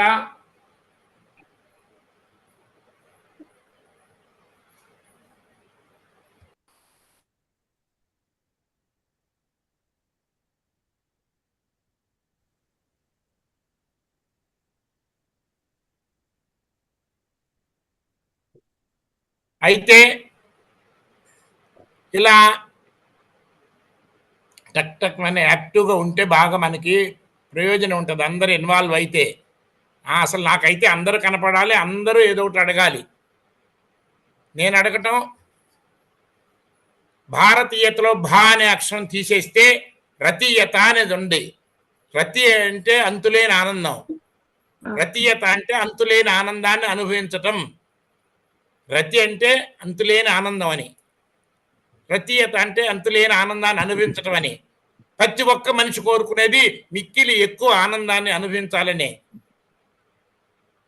వాడికి అరే బిర్యానీ అంటే ఎక్కువ రందిరా, రందే అనే మాట వాడతారు. లేతే రతి అంటే ఎక్కువ ఆనందాన్ని వాడే మాట రతి. రతీయత అంటే ఎక్కువ ఆనందాన్ని అనుభవించట. మరి భారతీయత అంటే ఏంటి? ఎక్కువ ఆనందాన్ని అనుభవించాలనేది ప్రతి ఒక్కళ్ళు కోరుకునేది కదా! మరి ఎవరు నిజంగా ఎక్కువ ఆనందాన్ని అనుభవిస్తున్నారు? బాగా డబ్బులున్నంత మాత్రాన ఎక్కువ ఆనందాన్ని అనుభవిస్తున్నారా? పెద్ద పదవున్నంత మాత్రాన ఎక్కువ ఆనందాన్ని అనుభవిస్తున్నారా? మిక్కిలి ఎక్కువ ఆనందాన్ని అనుభవిస్తున్నారా? మరి ఏదుంటే ఎక్కువ ఆనందాన్ని అనుభవిస్తారు? వేల కోట్ల ఆస్తున్న వాళ్ళు కూడా సూసైడ్‌లు చేసుకుంటున్నారు. ఐఏఎస్ ఆఫీసర్ ఎన్నో ఊహించుకొని గెలిచే ఒక మినిస్టరు దగ్గర పని చేయాల్సొస్తే ఆ మినిస్టర్ క్రూడ్‌గా మాట్లాడి నువ్వు ఇది చేయాల్సింది, అది చేయాల్సిందంటే ఆ ఐఏఎస్ ఆఫీసర్ కూడా చాలా బాధపడతాడు. ఇది ఇంత చదువు చదువుకొని ఈ ఇలాంటి వాళ్ళు పిచ్చి పనులు చేయాల్సొస్తుందా? లేకపోతే మళ్ళీ ట్రాన్స్‌ఫర్ చేస్తారేమో అని ఆందోళన చెందుతాడు, బాధపడతాడు కూడా. సో, ఎంత చదువున్నా, ఎంత ఇదున్నా మరి బాధ లేకుండా ఉండాలంటే ఏముండాలి? బాధపడితే ఏమన్నా ప్రయోజనం ఉందా? ఏ ఒక్కళ్ళన్నా బాధను కోరుకుంటున్నారా? ఏ ఒక్కళ్ళు భయాన్ని కోరుకుంటున్నారా? బాధ, భయం ఉన్నప్పుడు ఆనందం ఉంటదా? మరి బాధ లేకుండా, భయం లేకుండా ఉండాలంటే సో, సో, ఏ ఒక్కళ్ళు బాధను కోరుకోవట్లేదు, భయాన్ని కోరుకోవట్లేదు. బాధపడుతూ ఉండటం వల్ల నష్టమే, భయపడుతూ ఉండటం వల్ల నష్టమే. కోరుకోంది నష్టాన్ని కలిగించేది అయినా బాధ, భయం, జ్ఞానం ఉన్నవాడెవ్వరు తన దగ్గరికి రానివ్వడు. జ్ఞానం ఉన్నవాళ్ళెవరు తన దగ్గరికి రానివ్వడు. సో, జ్ఞానం ఉన్నవాడే ఏమి జరిగినా ఇట్టెందుకైందని బాధపడకుండా, ఏమవుతుందో అని భయపడకుండా, ఏదైనా సరే ఇట్టెందుకైంది, నాకెందుకైంది, నాకెందుకు జరుగుతుందంటే బాధే పెరుగుతుంది. ఏమవుతుందో, ఏం జరుగుతుందో, ఏమవుతుందంటే భయమే కలుగుతుంది. ఏదైనా సరే. 2 ఎంటుకలు కింద పడినా ఇట్టెందుకైంది అంటే బాధ పెరుగుతుంది. అదే కాలిరిగినా సరే, అయిందేదో అయింది ఇప్పుడు నేనేం చేయాలన్నప్పుడు ఎంత విపరీతమైన నొప్పొస్తది. నొప్పొస్తది గానీ, ఇట్టెందుకయింది, నాకెందుకయింది అనే ఆలోచన లేకుండా దుఃఖం రాదు. ఏమైపోతానో అనే ఆలోచన లేకుండా భయం రాదు. ఓకే. అయిందేదో అయింది. అబ్బో! చాలా కాసేపు చాలా పెద్ద అరవను కూడా అరవచ్చు నొప్పిని భరించలేక. కానీ ఆ! దుఃఖం మాత్రం రాదు. ఇట్టెందుకు అనుకోకపోతే, భయం రాదు ఏమవుతుందని అనుకోకపోతే. మరి జరిగిందేదో జరిగింది, అయిందేదో అయింది. దాన్ని ఎవరు మార్చలేరు కదా! అది కూడా సత్యమే కదా! సో, జరిగిందేదో జరిగింది, అయిందేదో అయింది. జరిగిపోయిందాన్ని ఈ ప్రపంచంలో ఏ శక్తి కూడా మార్చలేదు అని గుర్తించినప్పుడు ఓకే. కాబట్టి ఇప్పుడు నేనేం చేయాలని ఆలోచిస్తాడు తప్ప ఇట్టెందుకయిందని ఆలోచించడు. ఏమైతానంటే చస్తావని అర్థం. ఎందుకంటే అన్నీ బాగున్నా కూడా చస్తావు. ఈ శరీరం చచ్చుద్దని అర్థం. మరి ఇట్టెందుకయిందంటే ఇట్లా కాకూడదని ఎక్కడా లేదు. సో, అయిందేదో అయింది, జరిగిందేదో జరిగింది ఓకే అన్నప్పుడు వాట్ నెక్స్ట్? ఇప్పుడు కాలు ఇరిగింది కాబట్టి నన్ను నేను ఎట్లా కాపాడుకోవాలి? దీన్ని ఎట్లా సరి చేసుకోవాలి? ఎక్కడికెళ్ళాలి? ఎవరిని రిక్వెస్ట్ చేసుకోవాలి? అనే ఆలోచిస్తే శతకోటి సమస్యలొచ్చినా అనంతకోటి ఆలోచనలొస్తాయి. అంటే అనంతమైన శక్తి అంటే ఇదే. ఓకే. What next? జరిగిపోయిన దాన్ని అంగీకరించినప్పుడు ఏం చేయాలి? ఏం కోరుకుంటున్నావో దాన్ని పొందటానికి ఏం చేయాలన్న ఆలోచన ఆటోమేటిక్‌గా వస్తది. సమస్య లేనప్పుడు కన్నా సమస్య ఉన్నప్పుడే ఆలోచన, తెలివి పెరుగుతుంది. వాట్ నెక్స్ట్ అంటే తెలివి పెరుగుతుంది. సమస్య లేనప్పుడు కన్నా. సమస్యలు ఎప్పుడు ఏది కూడా పర్మనెంట్‌గా ఉండదు. సమస్యలు వచ్చిపోతూనే ఉంటాయి. ఓకే. వాట్ నెక్స్ట్ అనేవాడికి ఆ సమస్య పోయిన తర్వాత ఆ సమస్యని పరిష్కరించేటప్పుడు వచ్చిన తెలివి, ఆ సమస్యని పరిష్కరించటం కోసం చేసే పనిలో ఉన్న అనుభవం, తెలివి పెరుగుతుంది, అనుభవం పెరుగుతుంది. సో, సమస్య అయితే వెళ్ళిపోతుంది. సో, సమస్య లేనప్పుడు కన్నా సమస్య ఉన్నప్పుడే తెలివి పెరుగుతుంది. సమస్య ఉన్నప్పుడే దాన్ని పరిష్కరించినప్పుడే అనుభవం కలుగుతుంది.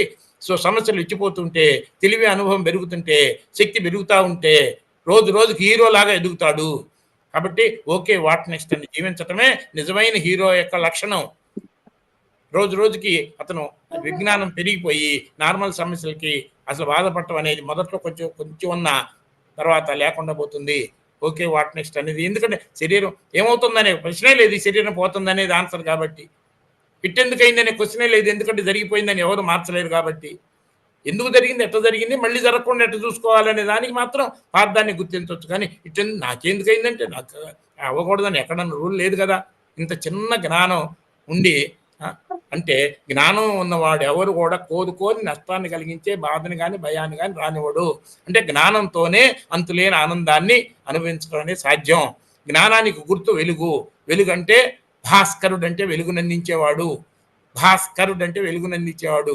భాస్ అంటే వెలుగు, భారతీయతలో భా అంటే వెలుగు, వెలుగుతో అంటే జ్ఞానముతో, రతీయత అంతులేని ఆనందాన్ని అనుభవించటమే భారతీయత.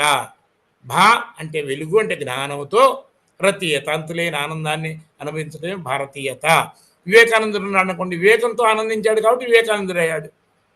మరి ధీరుడు అంటే మరి లారీ ఎదురు వస్తుంటే ఎదురు వెళ్ళేవాడిని ధీరుడు అనం, ధీరుడు అనం, మూర్ఖుడు అంటాం.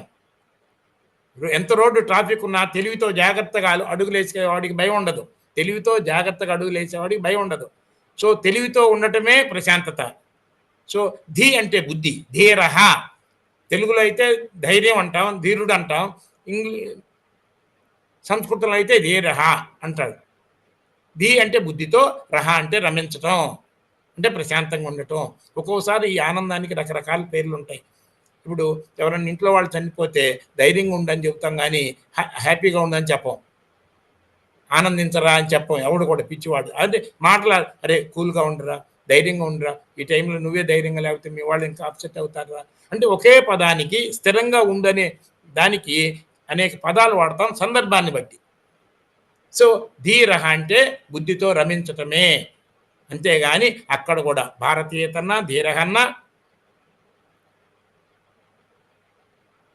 వివేకానందం అన్నా ఒకటే అర్థం, జ్ఞానంతో అంతులేని ఆనందాన్ని అనుభవించటమే. మరి ఇప్పుడు ఇక్కడ మాట్లాడి వింటుంటే ఆలోచించే వాళ్ళకి తెలివి పెరుగుద్ది, కానీ క్యాజువల్గా వింటున్న వాళ్ళు కూడా తెలివి ఎక్కడ పెరుగుద్ది చెప్పండి? మీలో ఉన్న తెలివి ఎక్కడ బయటకు వస్తుంది? And the purpose of this Bhagavad Gita కానీ ఏదైనా to ignite the internal intelligence, అంతర్గతంగా ఉన్న తెలివిని మేల్కొల్పటమే ఈ భగవద్గీత యొక్క ఇది. అసలు నిన్న చెప్పుంటానేమో, ఇది భగవద్గీత అంటే, గీత అంటే మార్గము, సూచన. భగవత్ అంటే సంపూర్ణ శక్తి, సంపూర్ణ శక్తి అంటే సంపూర్ణమైన జ్ఞానము. సంపూర్ణమైన జ్ఞానం అంటే ఏమి జరిగినా ఇట్టెందుకైంది అని బాధపడకుండా, ఏమవుతుందని భయపడకుండా, నా తక్కువ అయితే నేను తక్కువని నరకాన్ని అనుభవించకుండా, పూర్ణత్వాన్ని, శాశ్వతత్వాన్ని, ధైర్యాన్ని అనుభవిస్తూ ఉండటమే నిజమైన అనంతమైన శక్తి అంటే. సో భగవత్ అంటే సంపూర్ణ శక్తి అన్నా అనంతమైన శక్తి అన్నా ఒకటే. అదే వివేకానందుడు all power is with you, all power is with you, లెండి మేల్కోండి అన్నాడు. ఎందుకు తెలియట్లేదంటే మన తెలివి అనంతమైన శక్తి నాలో ఉంటే నాకు ఎందుకు తెలియట్లేదు, అనంతమైన శక్తి అంటే ఏంటి అని ఆలోచించట్లేదు కాబట్టి.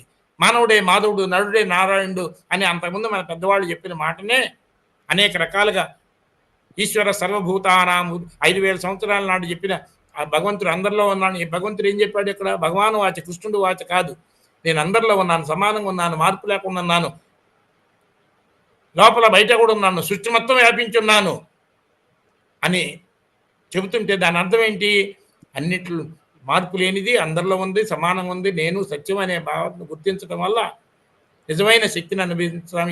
ఈ దాన్ని గుర్తించట్లేదు కాబట్టి, నీలో ఈ సత్యాన్ని గుర్తించట్లేదు కాబట్టి, నేను అంటూనే నేనంటే తెలియకుండా నా మీసాలు తక్కువైతే నేను తక్కువ, నా జుట్టు తక్కువైతే నేను తక్కువ అన్నట్టుగా అజ్ఞానంలో పడి ఉన్నాను కాబట్టి, మేలుకున్నప్పుడు అంటే తెలివిని వాడినప్పుడు తెలుస్తుంది కాబట్టి, అందుకని లెండి మేలుకొండి అన్నాడు. మేలుకొండి అంటే నీ తెలివిని వాడురా నాయనా అని. మరి ఇంతటి తెలివి ఉండబట్టే అందరి లోపలే ఉంది కదా, మేలుకుంటే ఉపయోగపడుతుంది. లేకపోతే ఎంతోమంది ఎన్నో ప్రవచనాలు వింటూ ఉంటారు, ఎన్నో పుస్తకాలు చదువుతూ ఉంటారు, ఎన్ని రోజులున్నా ప్రయోజనం లేదు. మరి ఈరోజు జూమ్లో కూడా నాకు ఈసారి ఒకళ్ళు కనపడుతున్నారు. ఇందాక మేడం కాసేపు కనపడింది. మరి నేను గాల్లోకి మాట్లాడితే ఎవరితో మాట్లాడుతున్నట్టు ఉంటుంది చెప్పండి? అది ఎవరన్నా అడుగుతుంటే ఇంకా ఏదన్నా డౌట్, అందులో భగవద్గీత పుస్తకం పట్టుకొని ఏదో చాప్టర్లో ఏదో మీరు సందేహం కలిగితే, అక్కడ కూడా భగవద్గీత మొత్తం కూడా అర్జునుడు అడిగిన తర్వాత తన కృష్ణుడు చెప్పినట్టు, కృష్ణుడు చెప్పిన సందేశం భగవంతుడిదే కృష్ణుడి ద్వారా వచ్చింది. అడిగిన తర్వాత చెప్పినట్టు ఉంది, కానీ అదిగాక ఇది భగవంతుడే చెప్పాడు అని చెప్పిన తర్వాత కూడా చివరికి ఏమని చెప్పారు? నేను బిగినింగ్లో చెప్పా, నేను భగవంతుని కాబట్టి నేను చెప్పాను కాబట్టి నువ్వు చెయ్యని అనలా. ఏది నేను అనేది పంచేంద్రియాలు కనపడదు కాబట్టి చాలా రహస్యమైన జ్ఞానం. ఇతితే జ్ఞానమాఖ్యాతం గుహ్యాత్ గుహ్యతరమయ్యాత్. రహస్యాలన్నింటి కూడా రహస్యమైన జ్ఞానం. ఎందుకంటే పంచేంద్రియాలకు తెలియనే తెలీదు, పంచేంద్రియాలతో ఇరుక్కుపోయిన మనసు కూడా తెలియదు. వివేకంతో కొంచెం అన్న వెనక ముందు ఆలోచించి నేను అనేది ఎప్పుడన్నా మారుతుందా? ఆలోచిస్తేనే వివేకమైన బుద్ధికి 24 గంటలు ఉన్నాను మార్పు లేకుండా ఉన్నాను, నాది నా ఎన్ని బయట నుంచి తెచ్చుకున్న ఎన్ని మారుతున్నా అవన్నీ వచ్చిపోతున్నా, నేననేది రాలేదు పోలేదు, ఉన్నది ఉంటుంది, నేననేది ఉన్నది ఉంటుంది అని వివేకమైన బుద్ధి మేలుకుంటే చెప్పగలదు. కానీ మనసుకు బానిసైన బుద్ధి హెన్పెక్కడ హస్బెండ్ అనాల్సిందే తప్ప మన 90% జనాలందరికీ బుద్ధి మనసు చెప్పినట్టు ఉంటుంది. మరి ఇంకెక్కడ అవకాశం ఉంది అంటే వివేకంతో కూడిన దృఢమైన నిశ్చయంతో ఉన్న బుద్ధి చేత నడిపించబడిన మనసు మనకు బంధువుగా ఉంటుంది. దాని ఇష్టం వచ్చినట్టు వదిలేస్తే అదే మనసు పరమ శత్రువు అయి పీడిస్తుంది. ఇదే మాట 6వ అధ్యాయంలో 5వ శ్లోకంలో 6వ శ్లోకంలో స్పష్టంగా చెప్పడం జరిగింది. ఏది ఆత్మయేవ హి ఆత్మనో బంధు ఆత్మయేవ విపరాత్మన బంధురాత్మ ఆత్మనస్తస్య ఏన ఆత్మయేవ ఆత్మనాజత అనాత్మనస్సు శత్రుత్వే వర్తేత ఆత్మైవ శత్రువత్. అందుకని ఉద్ధరేది ఆత్మానం నా ఆత్మానం అవసాదయేత్ అని చెప్పడం జరిగింది అక్కడ స్పష్టంగా. అంటే వివేకమైన బుద్ధి మేలుకున్న బుద్ధి అయితే ఇవన్నీ చిన్న విషయాలు ఒక్క మాటలో చెప్పాలంటే కామన్ సెన్స్ అనేది అన్కామన్ అయింది. కాబట్టి ఈ సత్సంగులు ఎన్ని అవసరం అవుతున్నాయి. ఇప్పుడు కూడా మరి కొంతమంది పేర్లు కనపడుతున్నాయి, ఎవరు కనపడలేదు, ఎవరు అడగట్లేదు. అలాంటప్పుడు ఈ ఈ డిస్కషన్ కూడా ప్రయోజనం చాలా తక్కువగా ఉంటుంది. సార్ నమస్తే సార్. నమస్తే. ఇప్పుడు ఎవరో కనపడుతున్నారు, అదృష్టం నాకు ఇప్పుడు. సార్ అసలు ఫ్లో గాని క్లాస్ గాని ఎక్సలెంట్ ఉంది సార్, చాలా బాగుంది. పొగడండి భట్రాజుల్లాగా. అలా అని కాదు, అసలు ప్రశ్న అడుగుతాను, ప్రశ్న ఖచ్చితంగా అడుగుతాను. ప్రశ్న అడిగిన దాకా నేను సైలెంట్ కూర్చుంటా. ఇప్పుడు మీరు మనసు గురించి చెప్తున్నారు కదా సార్, మనసు ఇలాగే ఉంటది. ప్రతి మనిషి ఏం ఆలోచిస్తాడు, పుడతాడు వీళ్ళందరూ నాకే సొంతం అంటారు, మనిషి చనిపోయిన తర్వాత బాధపడుతూ ఉంటాడు. దాని గురించి ఆలోచించొద్దు అంటే ఆలోచనలు అనేవి అన్స్టాపబుల్ కదా, అవి వస్తూనే ఉంటున్నాయి. మరి వాటిని ఎలా స్టాప్ చేస్తాం మనం? అసలు ఆలోచించొద్దని చెప్పలా, ఆలోచించొద్దని చెప్పలా, దానిలో ఇరుక్కుపోవద్దు అని చెప్పడం జరిగింది. ఉదాహరణకి ఎవరితో మాట్లాడొద్దని కానీ ఇదని చెప్పలా. వాళ్ళు నిన్ను పొగిడితే నేను అనేది ఎక్కువ అవుద్ది, వాళ్ళు చీ అంటే నేను తక్కువ అవుద్దని ఆలోచన వద్దన్నారు. ఇది ఉంటే బతుకుతాము అని ఆలోచన వదిలే, ఇది ఉంటేనే బతుకుతాము అని ఆలోచన వదిలేయమన్నాడు. కరెక్టేనా? హలో, ఇది ఉంటేనే బతుకుతాం అనేది కరెక్టా? కాదు, ఇది ఉన్నా లేకపోయినా బతకాలి. అది భలే వాళ్ళేనే. ఏది ఉన్నా లేకపోయినా ఈ శరీరం చచ్చుద్ది, ఏది ఉన్నా లేకపోయినా శరీరం చచ్చుద్ది. ఈ ప్రపంచంలో ఉన్న 800 కోట్ల మంది మీకు సహాయం చేసినా, సకల దేవతలు సహాయం చేసినా ఈ శరీరం ఉంటుందా? మీరే చెప్పండి. కృష్ణుడిది ఉందా, రాముడిది ఉందా, శంకరాచార్యుడిది ఉందా, యేసుక్రీస్తుది ఉందా, మహమ్మద్ ఉందా?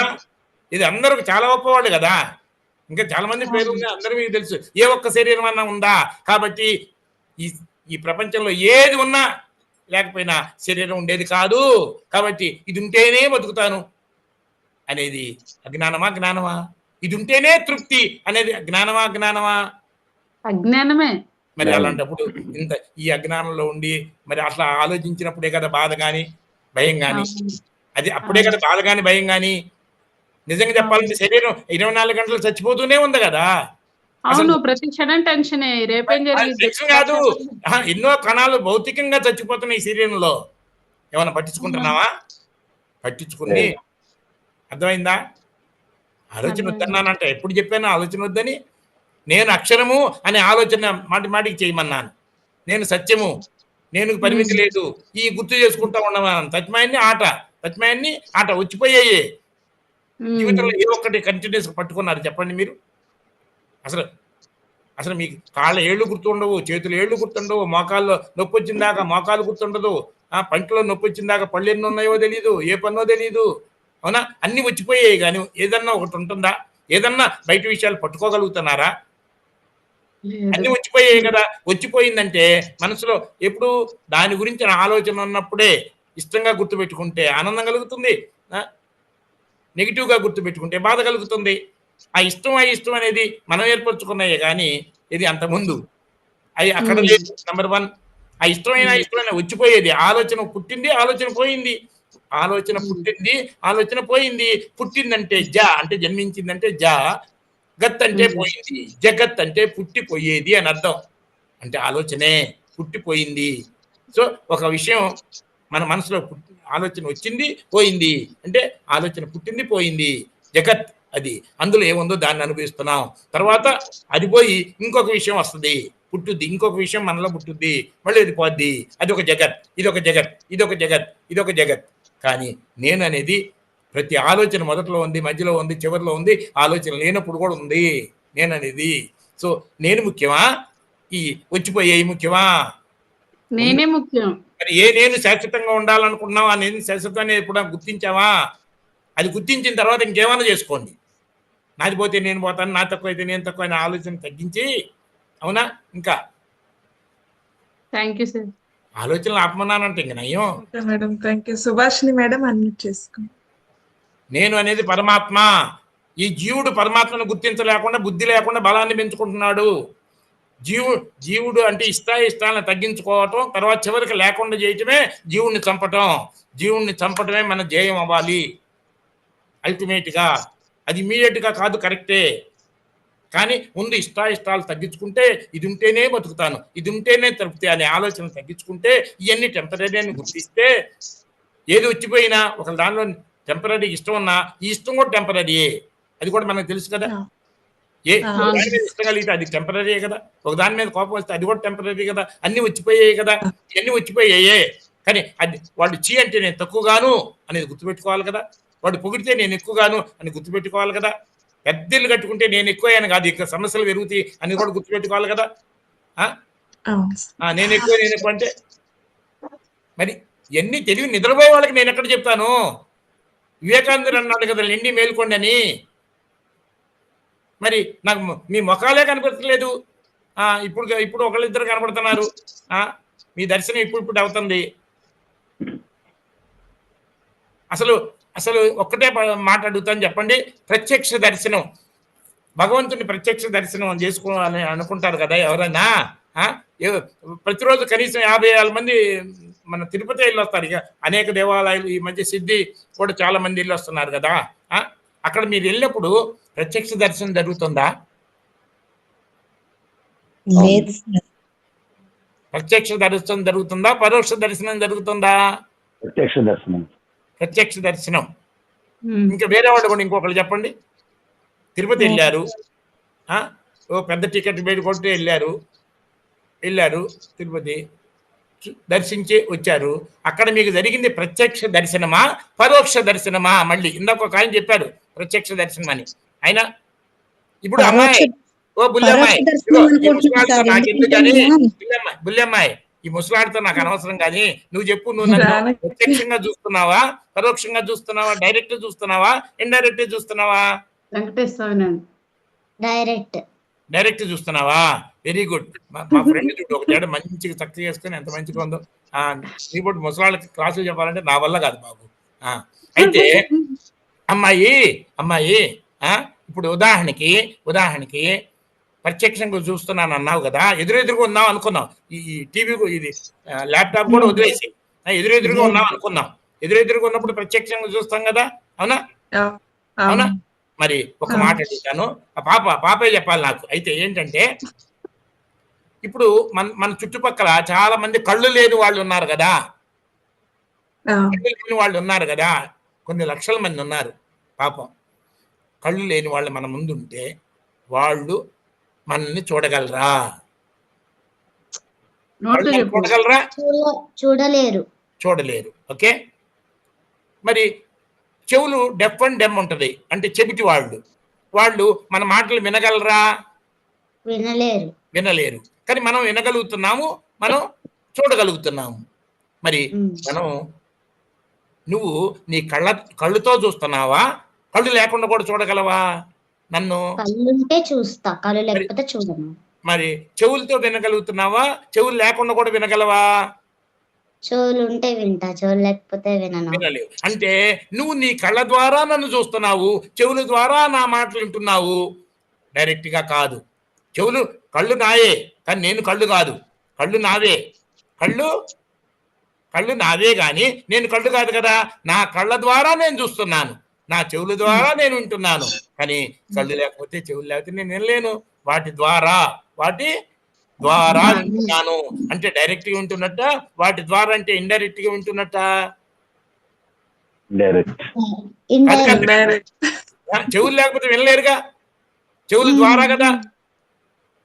ఇంకోటి కూడా చెప్తా. ఇప్పుడు మన కళ్ళు ఇక్కడ ఈ చర్మం మీద చిన్న చిన్న బెజ్జాలు ఉంటాయి. ఈ బెజ్జాలు మనం బాగా చూడగలుగుతున్నామా? చూడలేకపోతున్నాం. కరెక్టేనా? కానీ బెజ్జాలు ఉన్నాయా లేవా?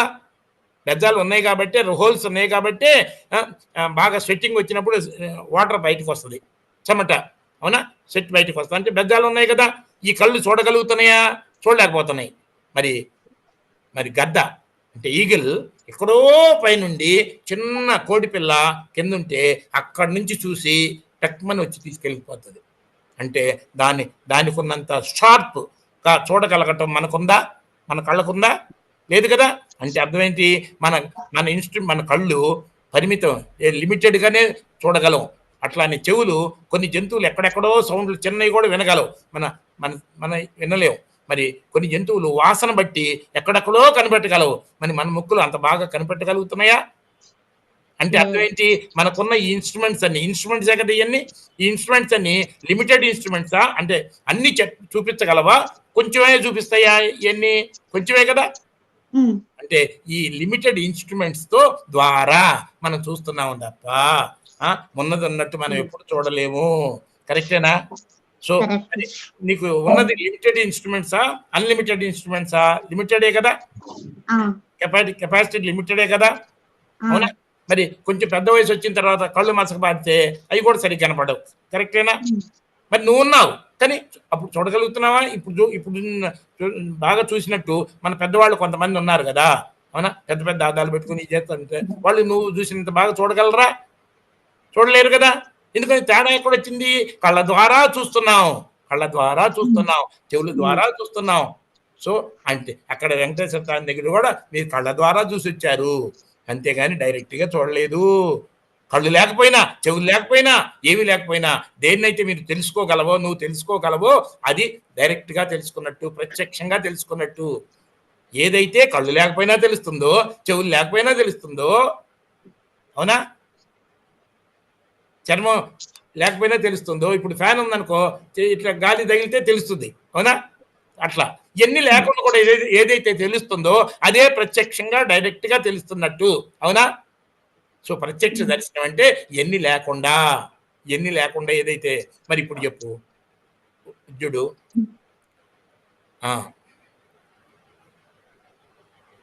ఇప్పుడు నువ్వు బాగా వినండి అందరు కూడా. నీ హైట్ ఎంత, నీ వెయిట్ ఎంత, నువ్వేం చదువుతున్నావు, ఇవన్నీ ఏది అడిగినా, నీకు ఏది ఇష్టము అని అడిగినా,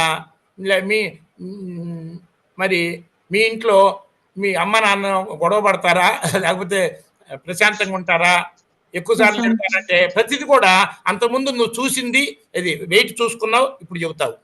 అడిగాను కాబట్టి. హైట్ చూసుకున్నావు, ఇప్పుడు చెబుతావు. అంటే ఏది అడిగినా, మీ ప్రాపర్టీ ఎంత ఉంటుంది, మీ ఇంట్లో రిలేషన్స్ ఎట్లా ఉంటాయి, మీ ఎత్తెంత, లావెంత, బరువెంత, ఇవన్నీ ఏది అడిగినా నువ్వు అంతకుముందు కళ్ళతో చూసింది, చెవులతో విన్నది, ఆ సమాచారం అంతా లోపల పెట్టుకొని దాని నుంచి బయటికి తీసుకొచ్చి చెబుతున్నావు. కరెక్టేనా? అవునా? ఆఖరికి నీ ఫేసు తెల్లగా ఉంటుందా, నల్లగా ఉంటుందా అని అడిగాను అనుకో, అంతకుముందు నువ్వు అద్దంలో చూసుకోబట్టి చెబుతున్నావు, లేకపోతే ఎవరైనా చెప్పబట్టి విని చెబుతున్నావు. అవునా? ఎప్పుడు చూసుకోకపోతే చెప్పగలవా? దేంతో చూసుకున్నావు? కళ్ళతో అద్దంలో చూసుకున్నావు. అవునా? కళ్ళ ద్వారా, అద్దం ద్వారా ఏదైతే చూసుకున్నావో అది చెప్తున్నావు. అలా నీ మిషన్ ద్వారా చూసుకున్నావు, ఏది టేప్ ద్వారా చూసుకున్నావు, బరువు మిషన్ ద్వారా చూసుకున్నావు. అవన్నీ మరి కళ్ళతో, చెవులతో ఇన్ఫర్మేషన్ తీసుకొచ్చి లోపల పెట్టుకొని దాన్ని చెబుతున్నావు. అవునా? అన్ని ఆధారపడ్డాయి కానీ ఏది డైరెక్ట్గా తెలియదు నీకు. అవునా? అన్ని తెచ్చుకున్న సమాచారమే.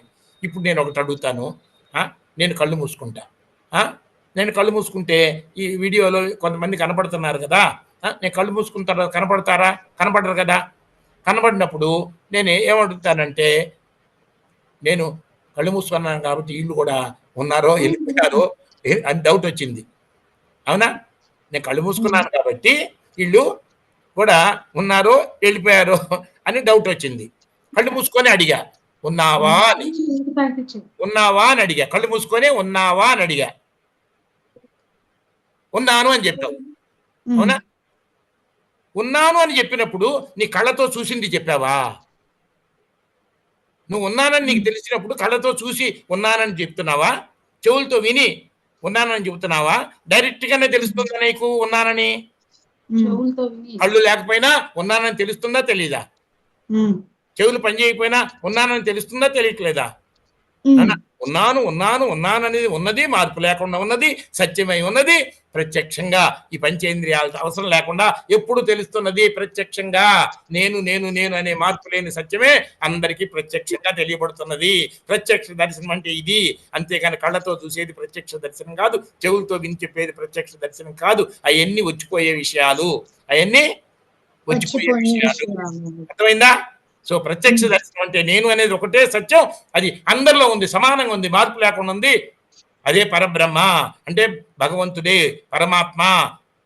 భగవంతుడన్నా, పరమాత్మ అన్నా, పరబ్రహ్మ అన్నా నేను నేను అని అందరిలో సమానంగా ఉన్నది. పంచేంద్రియాల అవసరం లేదు తెలుసుకోవటానికి, ప్రత్యక్షంగా తెలుస్తున్నది. ఈ కళ్ళు దాన్ని చూడలేవు, ఈ చెవులు దాన్ని వినలేవు. కానీ ఈ నేను అనేది లేకుండా కళ్ళు చూడగలవా? నేను అనేది లేకుండా కళ్ళు చూడగలవా? చెవులు వినగలవా?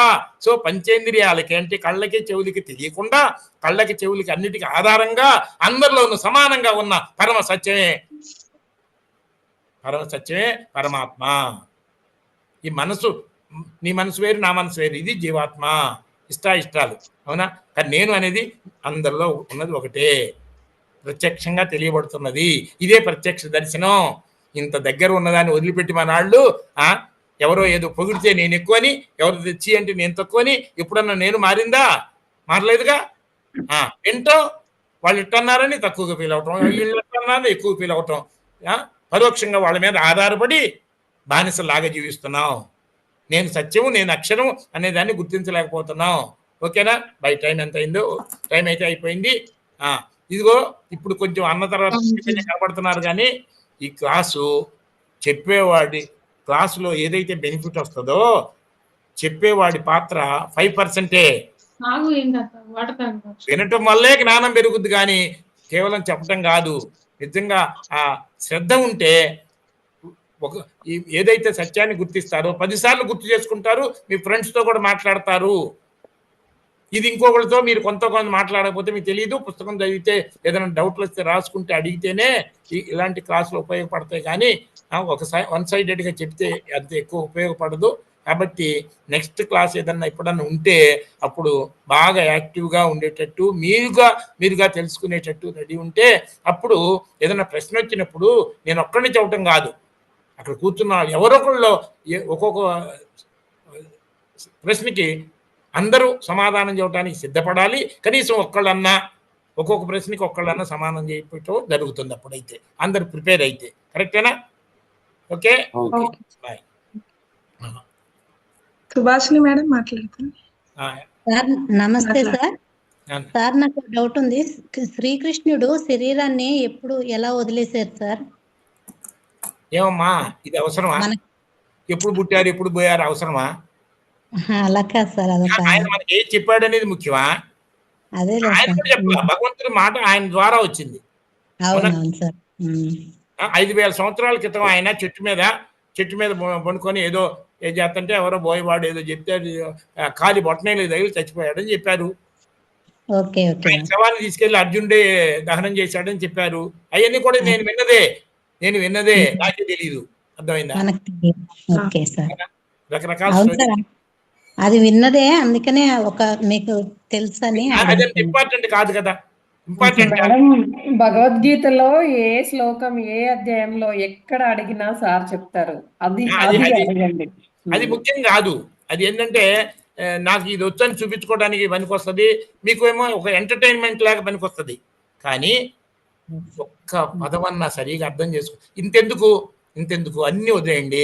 ఉద్ధరేద్ ఆత్మనా ఆత్మానం, ఉద్ధరేద్ ఆత్మనా ఆత్మానం అంటే 6వ అధ్యాయంలో 5వ శ్లోకంలో మొట్టమొదటి పాదం. పత్రిజీ కూడా చాలా సార్లు ఈ మాట ఈ పదాన్ని వాడతారు.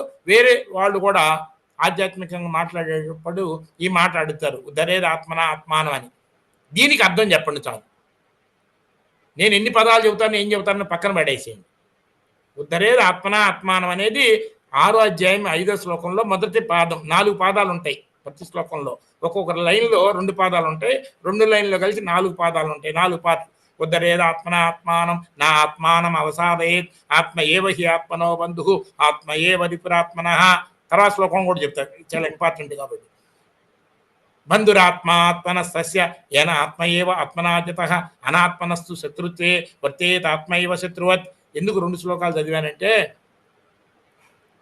ఈ 2 శ్లోకాల్లో 13 సార్లు ఆత్మ అనే పదం వచ్చేసింది. 13 సార్లు. ఏంటి అర్థం? ఆత్మ ఆత్మ ఆత్మ అంటే ఏంటి అర్థం? అందుకని అవన్నీ పక్కన పెట్టండి. ఉద్ధరేత్ ఆత్మనా ఆత్మానం అని అంది కదా, దానికి అర్థం చెప్పండి అందరు కలిసి. విన్నారు మీరు? ఇది పత్రిజీ కూడా చాలా రిపీటెడ్గా ఇది వాడేవాళ్ళు, నేను విన్నాను ఆయన ఇది ప్రవచనాల్లో రిఫర్ చేయటం. విన్నారు కదా, చెప్పండి. ఎవరి ఆత్మని వాళ్ళే ఉద్ధరించుకోవాలి. ఆత్మని ఉద్ధరించటం ఏంటి? అంటే ఆత్మ అంటే నిన్ను అంటే నీవే ఉద్ధరించుకోవాలని ఆత్మ అంటే చెప్పినట్టు ఏంటి? సార్. ఆత్మ అంటే ఏంటి? ఉద్ధరించటం అంటే ఏంటి? ఆత్మ అంటే ఏంటి? అది చెప్పండి నాకు. తెలుసుకోవడం ఫస్ట్. తెలుసుకుంటుంటే ఉద్ధరించటమా? అంటే ఆత్మ ఉంది అని మనలో కూడా మీరు ఇప్పుడు మీలో మీరు ఆత్మ నేను అని ఉంటే చెప్పారు కదా సార్, అది ఉన్నది మీలో అన్న ఆత్మ విషయం ఉన్నప్పుడు ఇప్పుడు మీలో ఆత్మ ఉంటే బయట నుంచి వచ్చినప్పుడు ఇటు నుంచి తలుపు కొట్టినప్పుడు ఎవరు అంటే ఆత్మని అని ఎవరన్నా అన్నారా? మీరు కాదు, మీ మాస్టర్స్ గారు ఎవరైనా విడిగా నార్మల్ లైఫ్లో ఏది మాస్టర్స్ సంగతి చెప్తున్నా, ఎప్పుడైనా వాళ్ళ ఇంటికి వెళ్ళినప్పుడు వాళ్ళు ఇంటి తలుపు కొట్టినప్పుడు లోపల నుంచి ఎవరంటే ఆత్మని అన్నవాళ్ళు ఒక్కళ్ళన్నా ఉన్నారా? అంటే ఆత్మ అనే పదానికి మనకేమైనా అంటే కనెక్షన్ జీవుడితో ఉందా? కలిసి ఉంది కదా సార్, ఆ? ఆత్మ జీవుడితో కలిసి ఉంది కదా సార్. ఆత్మ అంటే ఏంటి చెప్పండి ముందు. నేను నేను సార్ నేను అనేది పరమాత్మ. నేను అనేది పరమాత్మ. పరమ ఈ మనసే జీవాత్మ. పరమాత్మ ఆధారంగా జీవాత్మ ఉంది. సో మళ్ళీ బాగా చెప్తాను వినండి. ఇప్పుడన్నా ఉద్ధరేత్ ఉత్తు ధరేత్. ధరించటం అంటే అర్థం ఏంటి? మీరు వేసుకోవడం. 4-5 రకాల చీరలు ఉంటే కొంచెం బాగా ఇష్టం ఉన్నది ఎక్కువ సార్లు వేసుకుంటారు, ధరిస్తారు. అవునా? బాగా ఇష్టం ఉన్నది ఎక్కువ సార్లు వేసుకుంటారు. అవును. అంటే ఇష్టం లేని వాటిని తక్కువ వేసుకుంటారు. అంటే ఎక్కువగా ధరించటం అనేది ఉత్తు ధరేత్. అంతవరకు ఒప్పుకుంటారు కదా. ధరించటం, నిలబెట్టుకోవటం. ఉత్తు ధరేత్. ఎక్కడ ధరించడం? ఫిజికల్గా ధరించడం కాదు, ఆత్మనా మనసులో. మనసు అంటే ఇక్కడ బుద్ధిలో. ఇక్కడ ఒక్కొక్క పదానికి ఒక్కోసారి ఉద్ధరేత్ ఉత్తు ధరేత్ ఆత్మనా నీ బుద్ధిలో ఉన్నతంగా ధరించు, నిలుపుకో. ఉద్ధరేత్ దేనిని? ఆత్మానం నేను అనే పరమాత్మ, నేను సత్యం అనే భావాన్ని.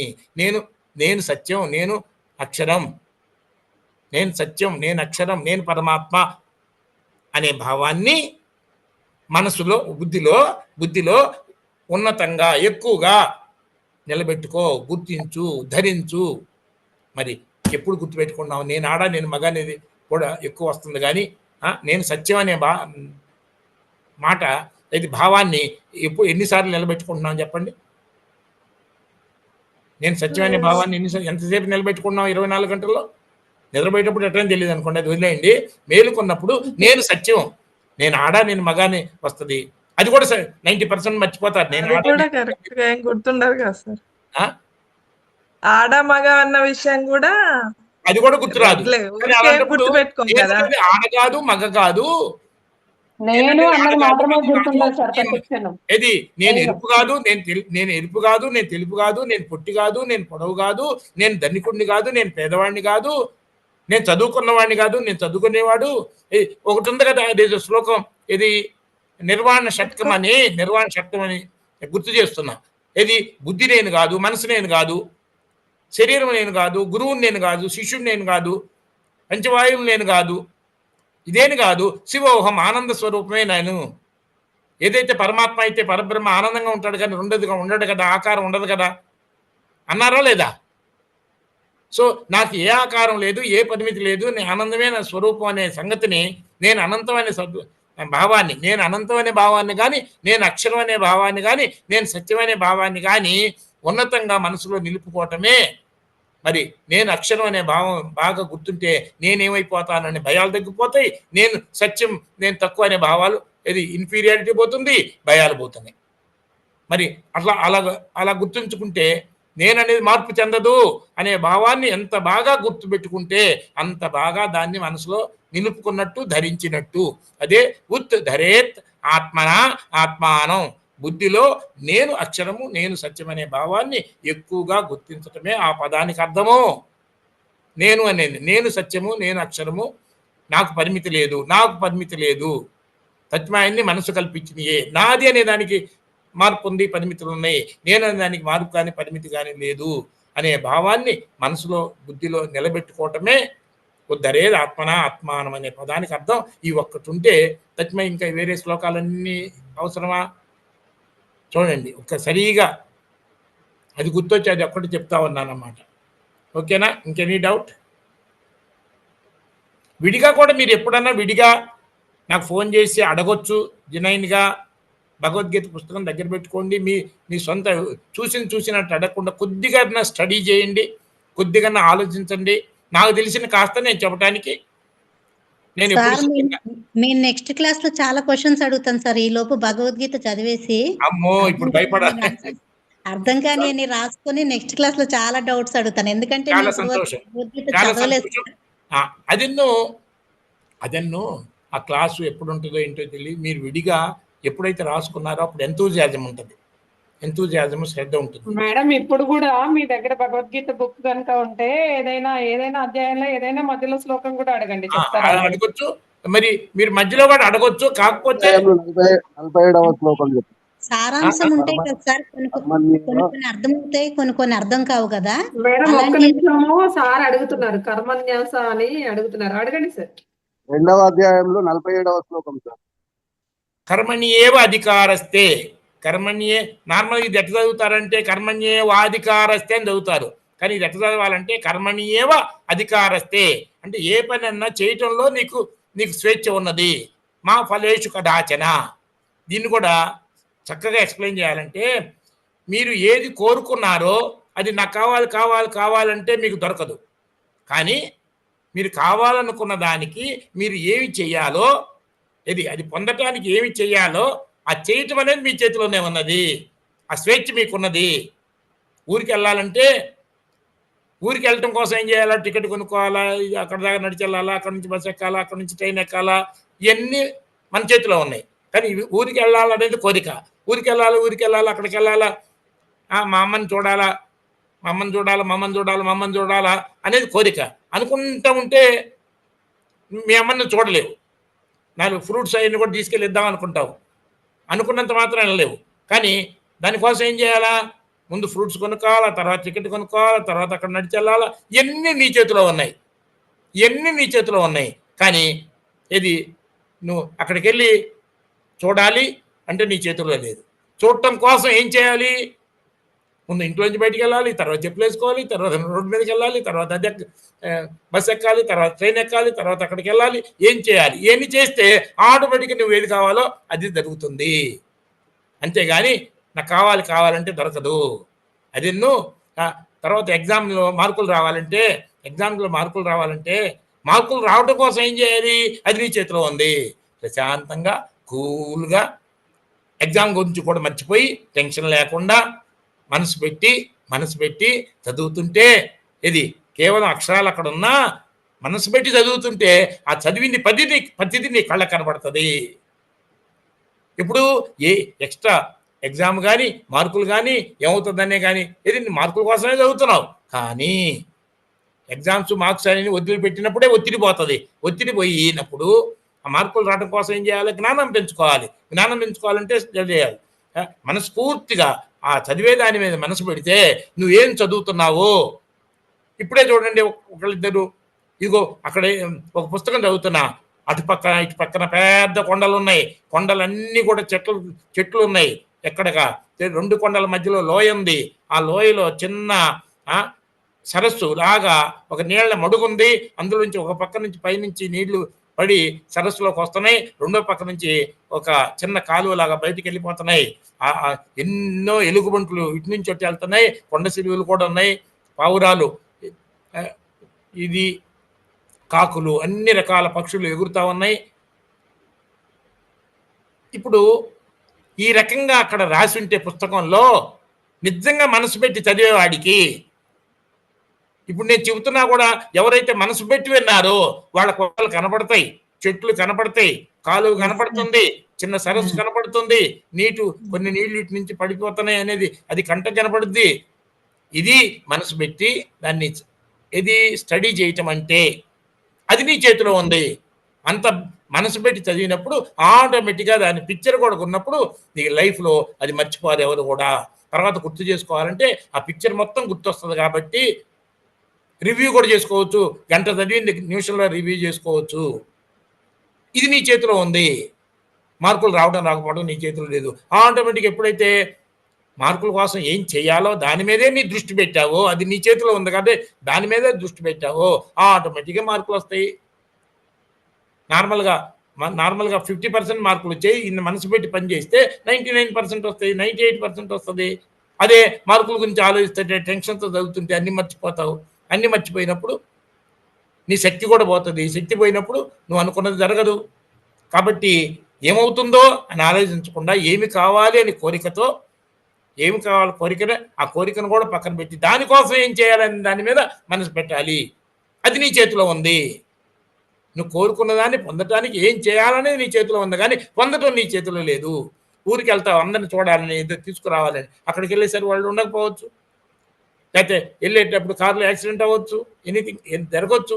కానీ నీకు తెలిసినంత వరకు ఏది ఏ ట్రాన్స్పోర్ట్ మంచిదో, ఏది ఇది మంచిదో ఎన్నుకోవటం నీ చేతిలో ఉన్నది. చక్కగా కూర్చోవటం నీ చేతిలో ఉన్నది. కానీ సేఫ్గా చేరతావు చేయడం అనేది ఉండదు. కానీ ఎంత బాగా నువ్వు మనసు పెట్టి పని చేస్తే అంత బాగా రిజల్ట్ వస్తుంది. కానీ 100% వస్తుందని లేదు.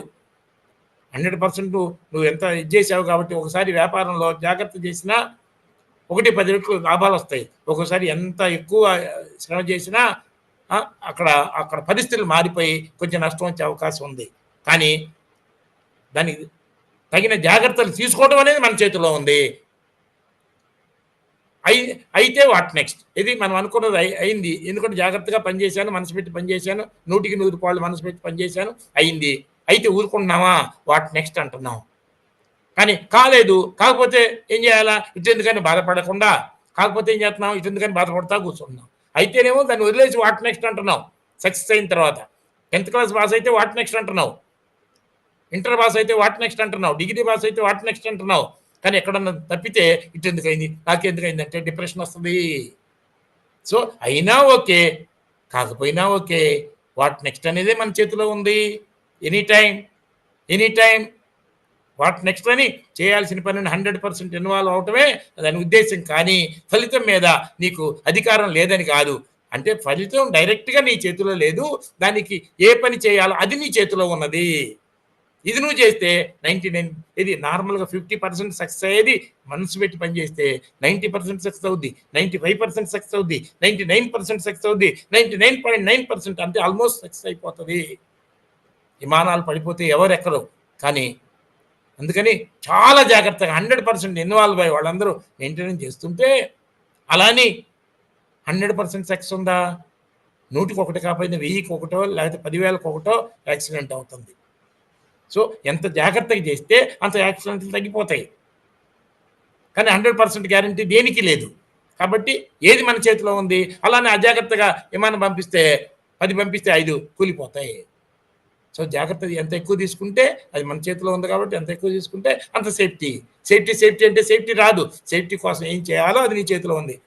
కర్మణీయేవ అధికారస్తే, దానికి కావాల్సింది ఏం చేయాలో అది నీకు సంపూర్ణ స్వేచ్ఛ ఉంది. అంతేగాని ఏమవుతుందని ఆలోచన వద్దు. ఏమవుతుంది, ఏం జరుగుతుందంటే టెన్షనే వస్తుంది, చేసేది కూడా చెడగొట్టుకుంటావు. సో ఏమవుతుందో కాదు, ఏం కోరుకున్నావు దాన్ని ఎట్టు పొందాలి, ఎలాంటి జాగ్రత్తలు తీసుకోవాలి, అది నీ చేతిలో ఉంది కదా. నీకు తెలియకపోతే ఎవరినన్ను అడిగి తెలుసుకోవాలి, అది కూడా నీ చేతిలో ఉంది కదా. సో అంతేగాని కోరిక లేకుండా ఏ ఒక్క పని మొదలెట్టరు. అయితే కోరిక బొట్టు ఆశిస్తా కూర్చోవద్దు, పగటి కళ కనొద్దు, దానికోసం ఏం చేయాలో చేయండి అనేది దాని అర్థం. ఏం చేయకుండా కూర్చోవద్దు అని కూడా అదే శ్లోకంలో ఉంది. అర్థమైందా? అందరికి అర్థమైందా లేదా? అర్థమైంది సార్. కోరిక ఉండొచ్చు కానీ ఆశించి ఎదురు చూస్తా కూర్చోవద్దు, దానికి ఏం చేయాలి దాని మీద దృష్టి పెట్టండి అని. క్లాసులో ఇష్టంగా వినే వాళ్ళకి వింటున్నప్పుడు టైం తెలియదు, ఇష్టంగా చదివే అతనికి చదివేటప్పుడు టైం తెలియదు. నేను చదివానన్న సంగతి కూడా మర్చిపోతాడు, నేను క్లాసులో కూర్చొని విన్నానన్న సంగతి కూడా మర్చిపోతాడు. ఇష్టంగా వింటున్నాడు కాబట్టి టైం తెలియదు, ఆనందంగా ఉంటుంది కాబట్టి. నేను విన్నాను, నేను చదివానన్న సంగతి మర్చిపోతాడు, కానీ తర్వాత ఆ చదివింది మర్చిపోడు, విన్నది మర్చిపోడు. ఎందుకంటే ఇష్టంగా వినటం వల్ల లోపల ప్రింట్ అయిపోయి పరీక్షలో కూర్చుంటే నేను చదివాను, నువ్వు మర్చిపోయావు, కానీ ఆ ప్రశ్న రాగానే టక్మెన్ లోపల నుంచి గుర్తొస్తుంది. ఇది సో ఈజీ లైఫ్. కానీ అది మర్చిపోయి మనం నార్మల్గా ఏదో చేసుకొని ఏమవుతుందో టెన్షన్ పడుతూ చదివితే కష్టంగా ఉంటే ఎవరికి గుర్తుంటుంది, ఏం గుర్తుంటుంది? ఇంత ఏ విషయమైనా సరే, చదువైనా సరే, ఆఖరికి వంట చేయాలని సరే ఏమవుతుందో అంటే ఏమవుతుంది, ఏం చేయాలో జాగ్రత్త చేయాలని అంతే మన చేతిలో ఉంది. బాగా చేయాలనుకుంటే చేసేటప్పుడు మనసు పెట్టి చేస్తే టైం తెలియదు. అసలు నిన్నటికన్నా ఈరోజు కొంచెం బాగా చేయాలంటే, నిన్నటికన్నా ఈరోజు కొంచెం బాగా చేయాలని మీరు అనుకుంటే అసలు టైమే తెలియదు మీకు. ఆనందం పెరుగుతుంది, స్కిల్ పెరుగుతుంది. ముందు టైం తెలీదు, కష్టం తెలీదు. అది ఎంత అన్న 1% నిన్నకన్నా కొంచెం తక్కువ టైంలో చేయాలి, కొంచెం తేలిక చేయాలి. ఆఖరికి ఏదైనా కూరగాయలు కట్ చేయాలన్నా నిన్నటికన్నా తేలిక కట్ చేయాలి అంటే ఎంత ఇంప్రూవ్మెంట్ వస్తుంది చెప్పండి. టైం తెలియదు మొత్తం కూడా. ఎందుకంటే హౌ టు ఇంప్రూవ్ అనే దాని మీద, ఎట్లా ఇంప్రూవ్ చేయాలనే దాని మీద నీ మనసు దాని మీద ఉండటం వల్ల మనసు లగ్నం అయ్యి ఏదో పెద్ద పనిలాగా అనిపించదు, ఆటలాగా అనిపిస్తుంది, నేర్చుకోవటం అనిపిస్తుంది. సో చాయిస్ మన చేతిలో ఉంది. ఓకే, ఇవన్నీ మీకు తెలిసినాయి. ఓకేనా? ఇంకా టైం అయిపోయింది కదా. ఇంకా నేనైతే ఫ్రీగానే ఉన్నాను, కాకపోతే మీకు అందరు పనులు ఉంటాయి కదా. ఇప్పటికే ఓపికగా కూర్చున్నారు చాలా.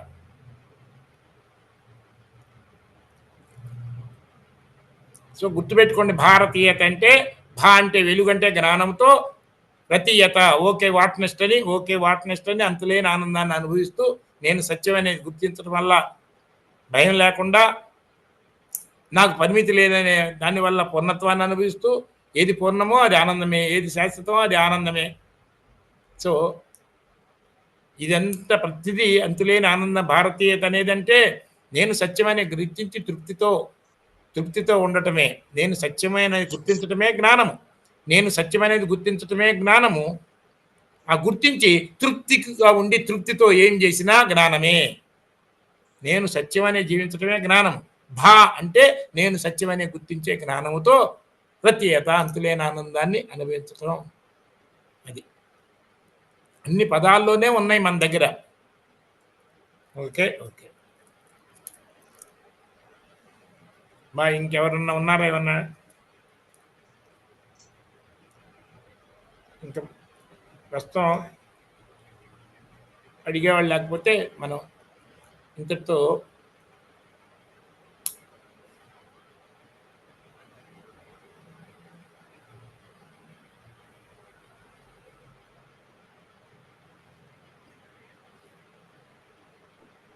ఓకే మాస్టర్స్, ఇంకా ఎవరైనా లాస్ట్ 5 minutes లో మాట్లాడాలనుకుంటే మాట్లాడచ్చు.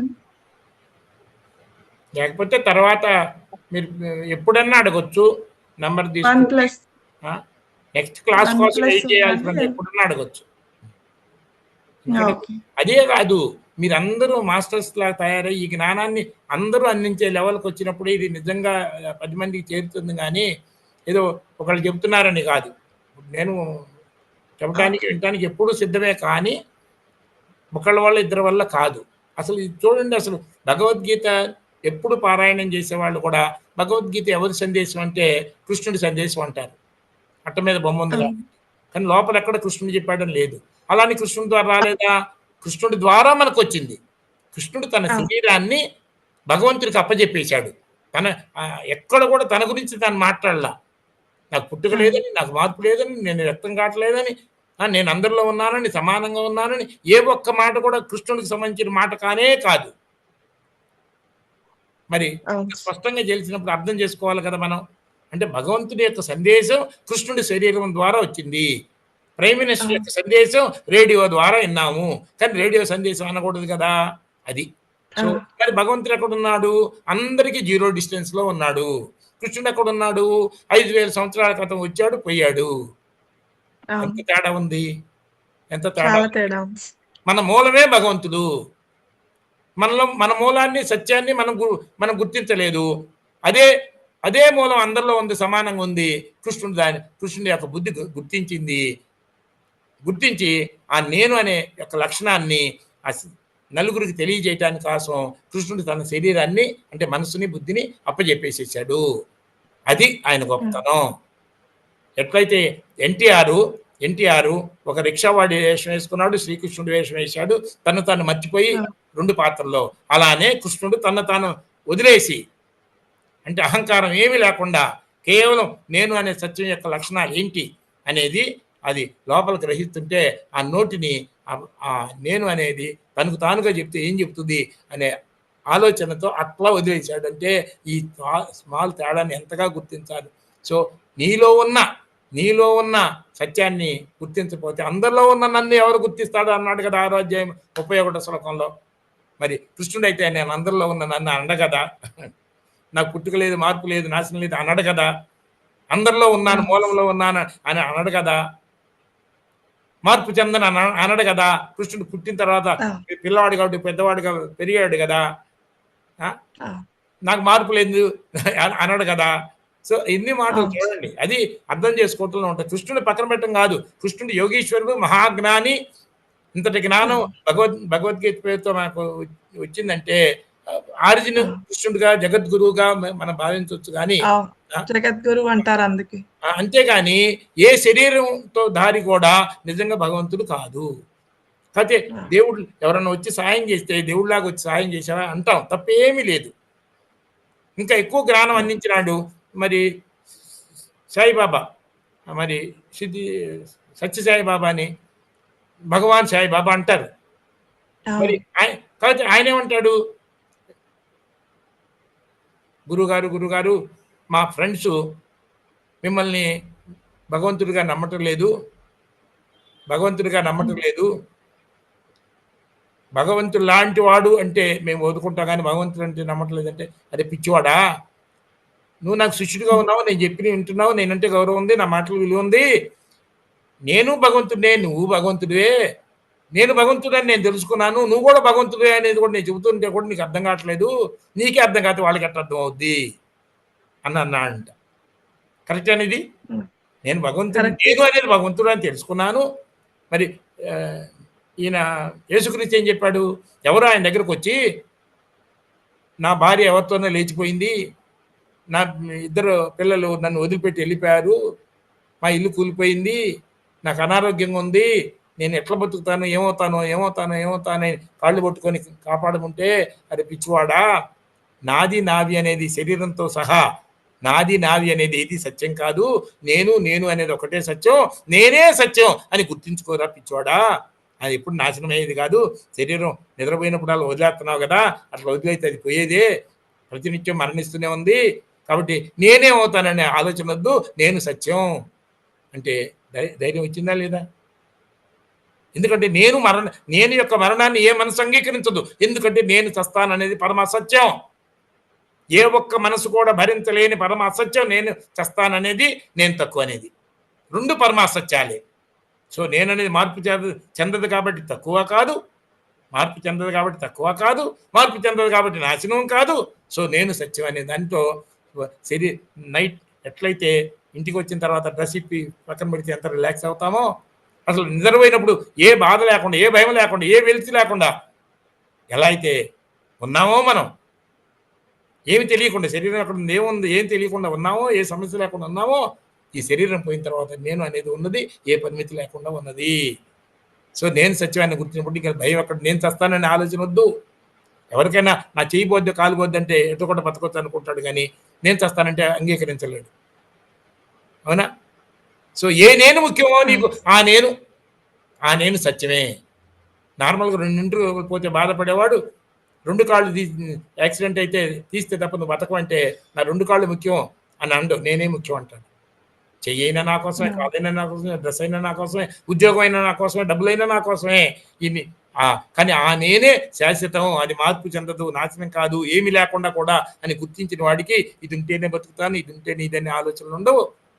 ఉన్నత రోజు రోజుకి ఎందుకంటే జన్మల నుంచి ఎడిక్ట్ అయింది చిత్తం మనసులో పార్టీ చిత్తం. జన్మల నుంచి ఎడిక్ట్ అయిన అజ్ఞానం మనని ఈ శరీరమే నేననే భావంతో పరిమితిని అనుభవింపజేస్తుంది. మనసును పక్కన పెట్టడమే నమః. మనః అంటే అన్ని రకాల భావాలు, ఆడ మగ, కులం, మతం, ప్రాంతం, ఎక్కువ తక్కువ, ఇది బతుకుతా, ఇది ఇష్టం, అది ఇష్టం. కానీ నమః అంటే ఈ ఇష్టాలన్నింటినీ కల్పించుకున్న అర్థాలన్నింటినీ, మీనింగ్స్ అన్నీ మీనింగ్లెస్ అని గుర్తించి మనసును పక్కన పెట్టడమే నమః అంటే అర్థం. నమః అనేది ఒకటి గుర్తుపెట్టుకోండి. అప్పుడు మనసుకు వచ్చే ఏ ఆలోచనకి ఇంపార్టెన్స్ ఇవ్వద్దు, ఇరుక్కుపోవద్దు. అప్పుడు మనసు కాసేపు ఆడుకుంటుంది, అలసిపోతుంది, నిద్రపోతుంది. ఓకేనా? Okay sir. మేడం మీ ఇదేదో క్లాస్ వింటా ఉంటే ఇంకా కొత్త విషయాలు తెలుస్తాం. చెప్పండి సార్. మేడం గారు, ఇది ఏదో రాజకీయ ప్రసంగం లాగా సార్ గారు వన్ సైడెడ్ గా చెప్పడము, మిగతా వాళ్ళు ఏదో రాజకీయ సభకి వెళ్ళినట్టు ఉండొద్దు. అందరు ఇన్వాల్వ్మెంట్ అయితేనే జ్ఞానం అనేది వస్తుంది. అంటే డిస్కషన్ లో పాల్గొంటేనే జ్ఞానం అనేది వస్తుంది. ఇది ఏదో రాజకీయ సభ కాదు, సినిమా పాట కాదు. సినిమా పాట మనకు వింటే చాలు, అంటే మనకు అవసరం ఉండదు 5-10 నిమిషాల తర్వాత. చాలా మంది ఏంటంటే ఏదో టైంపాస్ గా వచ్చేసి జాయిన్ అయిపోవడం కాదు. ఇలా ఒకసారి కాదు, 100 సార్లు కాదు, 1000 సార్లు జాయిన్ అయినా, మీటింగ్లు 1000 సార్లు విన్నా ఇది అర్థం కాదు. ఈ గంట 2 గంటలు చెప్పే సార్ది ఇంకోటి, ఇప్పుడు భగవద్గీత చెప్తున్నాము అని అంటే 1000-2000 రూపాయలు పెట్టి కూడా పోతాం. మన ముందే ఒక హిమాలయ పర్వతాల లాంటి జ్ఞానం ఉన్నప్పుడు మనం అక్కడ నుంచి ఎంతో కొంత తీసుకోవాలి. తీసుకుంటేనే దానికి విలువ. ఆ గంటలో కనీసము ఒక చిన్న ఐస్ క్యూబ్ అంతా మనం జ్ఞానాన్ని తీసుకొని పోవాలి ఈ క్లాస్ అయిన తర్వాత. కానీ చాలా మంది ఏదో టైం పాస్ కి విన్నట్టుగా, సినిమా పాట విన్నట్టుగా, సినిమాలు చూసినట్టుగా, రాజకీయ ప్రసంగం విన్నట్టుగా వింటే అది మనకు మంచిది కాదు, ఆయనకు కూడా మనం విలువ ఇవ్వనంటే. ప్రయోజనం పూర్తిగా ఉండదు. అసలే ఉండదు. అంటే పూర్తిగా ప్రయోజనం ఉండదు. మనం హిమాలయ పర్వతాల దగ్గరికి వెళ్ళినప్పుడు కనీసం ఒక మన ఫ్రిడ్జ్ లో పెట్టి ఐస్ క్యూబ్ అంతైనా మనము అది ఆ జ్ఞానాన్ని సంపాదించకపోతే ఆ క్లాస్ ఉన్న విలువ ఎందుకు చెప్పండి. సార్ ఆ ఏజ్ లో అంత ఎనర్జెటిక్ గా చెప్తున్నారు, వినే వాళ్ళకేమో అంత అంటే అది అనొద్దు మాటలు కొన్ని. ఇంకా నెక్స్ట్ మీటింగ్ నుంచి అందరు ప్రిపేర్ అవుతున్నారు. మీటింగ్ కన్నా ముందు కూడా ఎవరికే డౌట్ వచ్చినా నాకు ఫోన్ చేసి అడుగుతారు. Okay, bye. Okay sir, thank you. Comment section లో కూడా సార్ నెంబర్ పెట్టాము.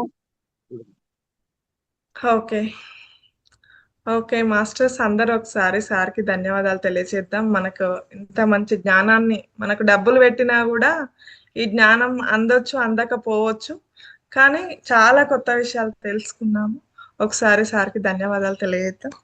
Thank you sir. మా మహోత్తర్ ఫౌండేషన్ ద్వారా నిజంగా మా అదృష్టం అనుకుంటాము మీ క్లాసులు వినటం కూడా. Thank you sir. మనకి ఏంటంటే అమ్మ చూడు, ఒక చిన్న ఇది చేసి చెప్తా, 2 మాటలతో ముగిస్తాను. మనకి ఎందుకంటే మానవ జన్మ దేనికి వచ్చింది, మన మానవ కర్తవ్యం ఏంటి? మరి 84 లక్షల జన్మలు ఎత్తిన తర్వాత మనకు మానవ జన్మ వచ్చింది. ఇదే చివరి జన్మ అని మనకు పెద్దలు చెప్పారు. కాబట్టి ఈ మానవ జన్మ దేనికి వచ్చింది, మన మానవ కర్తవ్యం ఏంటి అనేది సార్ మనకు ఎడ్లపల్లి మోహన్ రావు గారు చాలా విపులంగా చెప్తున్నారు. ఈ జ్ఞానం సామాన్యంగా ఎవరు చెప్పరు. కాబట్టి మరి ఇంత మంచి మనము జ్ఞాన సముద్రం దగ్గర ఉన్నాం. కాబట్టి ఈ జ్ఞానాన్ని తెలుసుకొని మళ్ళీ మనము జన్మరాహిత్యం చేసుకోవడమే మనకు జన్మ వచ్చింది. ఇటువంటి అవకాశాన్ని, గొప్ప అవకాశాన్ని మనకు ఎడ్లపల్లి మోహన్ రావు గారు మనకు అందుబాటులో ఉన్నారు. కాబట్టి ఎవరికి ఎంత స్వీకరిస్తే సముద్రం దగ్గరికి వెళ్తాము. పెద్ద బిందె తీసుకెళ్తే పెద్ద బిందె, చిన్న బిందె తీసుకెళ్తే చిన్న బిందె అన్నట్టు చేస్తాము. కానీ ఇటువంటి గొప్ప అవకాశాన్ని మనము చాలా సద్వినియోగం చేసుకోవడం చాలా మనకు మంచిదని అనిపిస్తుంది. సాధ్యమైతే మనకు వినియోగించుకుని. హరి ఓం తత్. ఎక్కువ శతకోటి ఆత్మ ప్రణామాలు. థ్యాంక్ యూ అమ్మా. మేడం చాట్ బాక్స్ లో నంబర్ ఉంది, తీసుకునే వాళ్ళని తీసుకోమని చెప్పండి. చాట్ బాక్స్ లో నెంబర్ ఉందండి మాస్టర్స్, సార్ది. ఎవరైనా మీకు భగవద్గీతలో ఎలాంటి క్వశ్చన్ ఎలాంటిది ఉన్నా కూడా, ఎలాంటి సందేహాలు చిన్నదా పెద్దదా ఏది అని అనుకోకుండా మీరు ఆ నెంబర్ కాల్ చేసి సార్ని అడగండి. ఎప్పుడైనా వారు సమాధానాలు ఇస్తారు. మనకి ఒక మంచి అవకాశం ఇది. ఓకే మాస్టర్స్, మనము 11 o'clock మీటింగ్ లో మీట్ అవుదాం. Thank you all.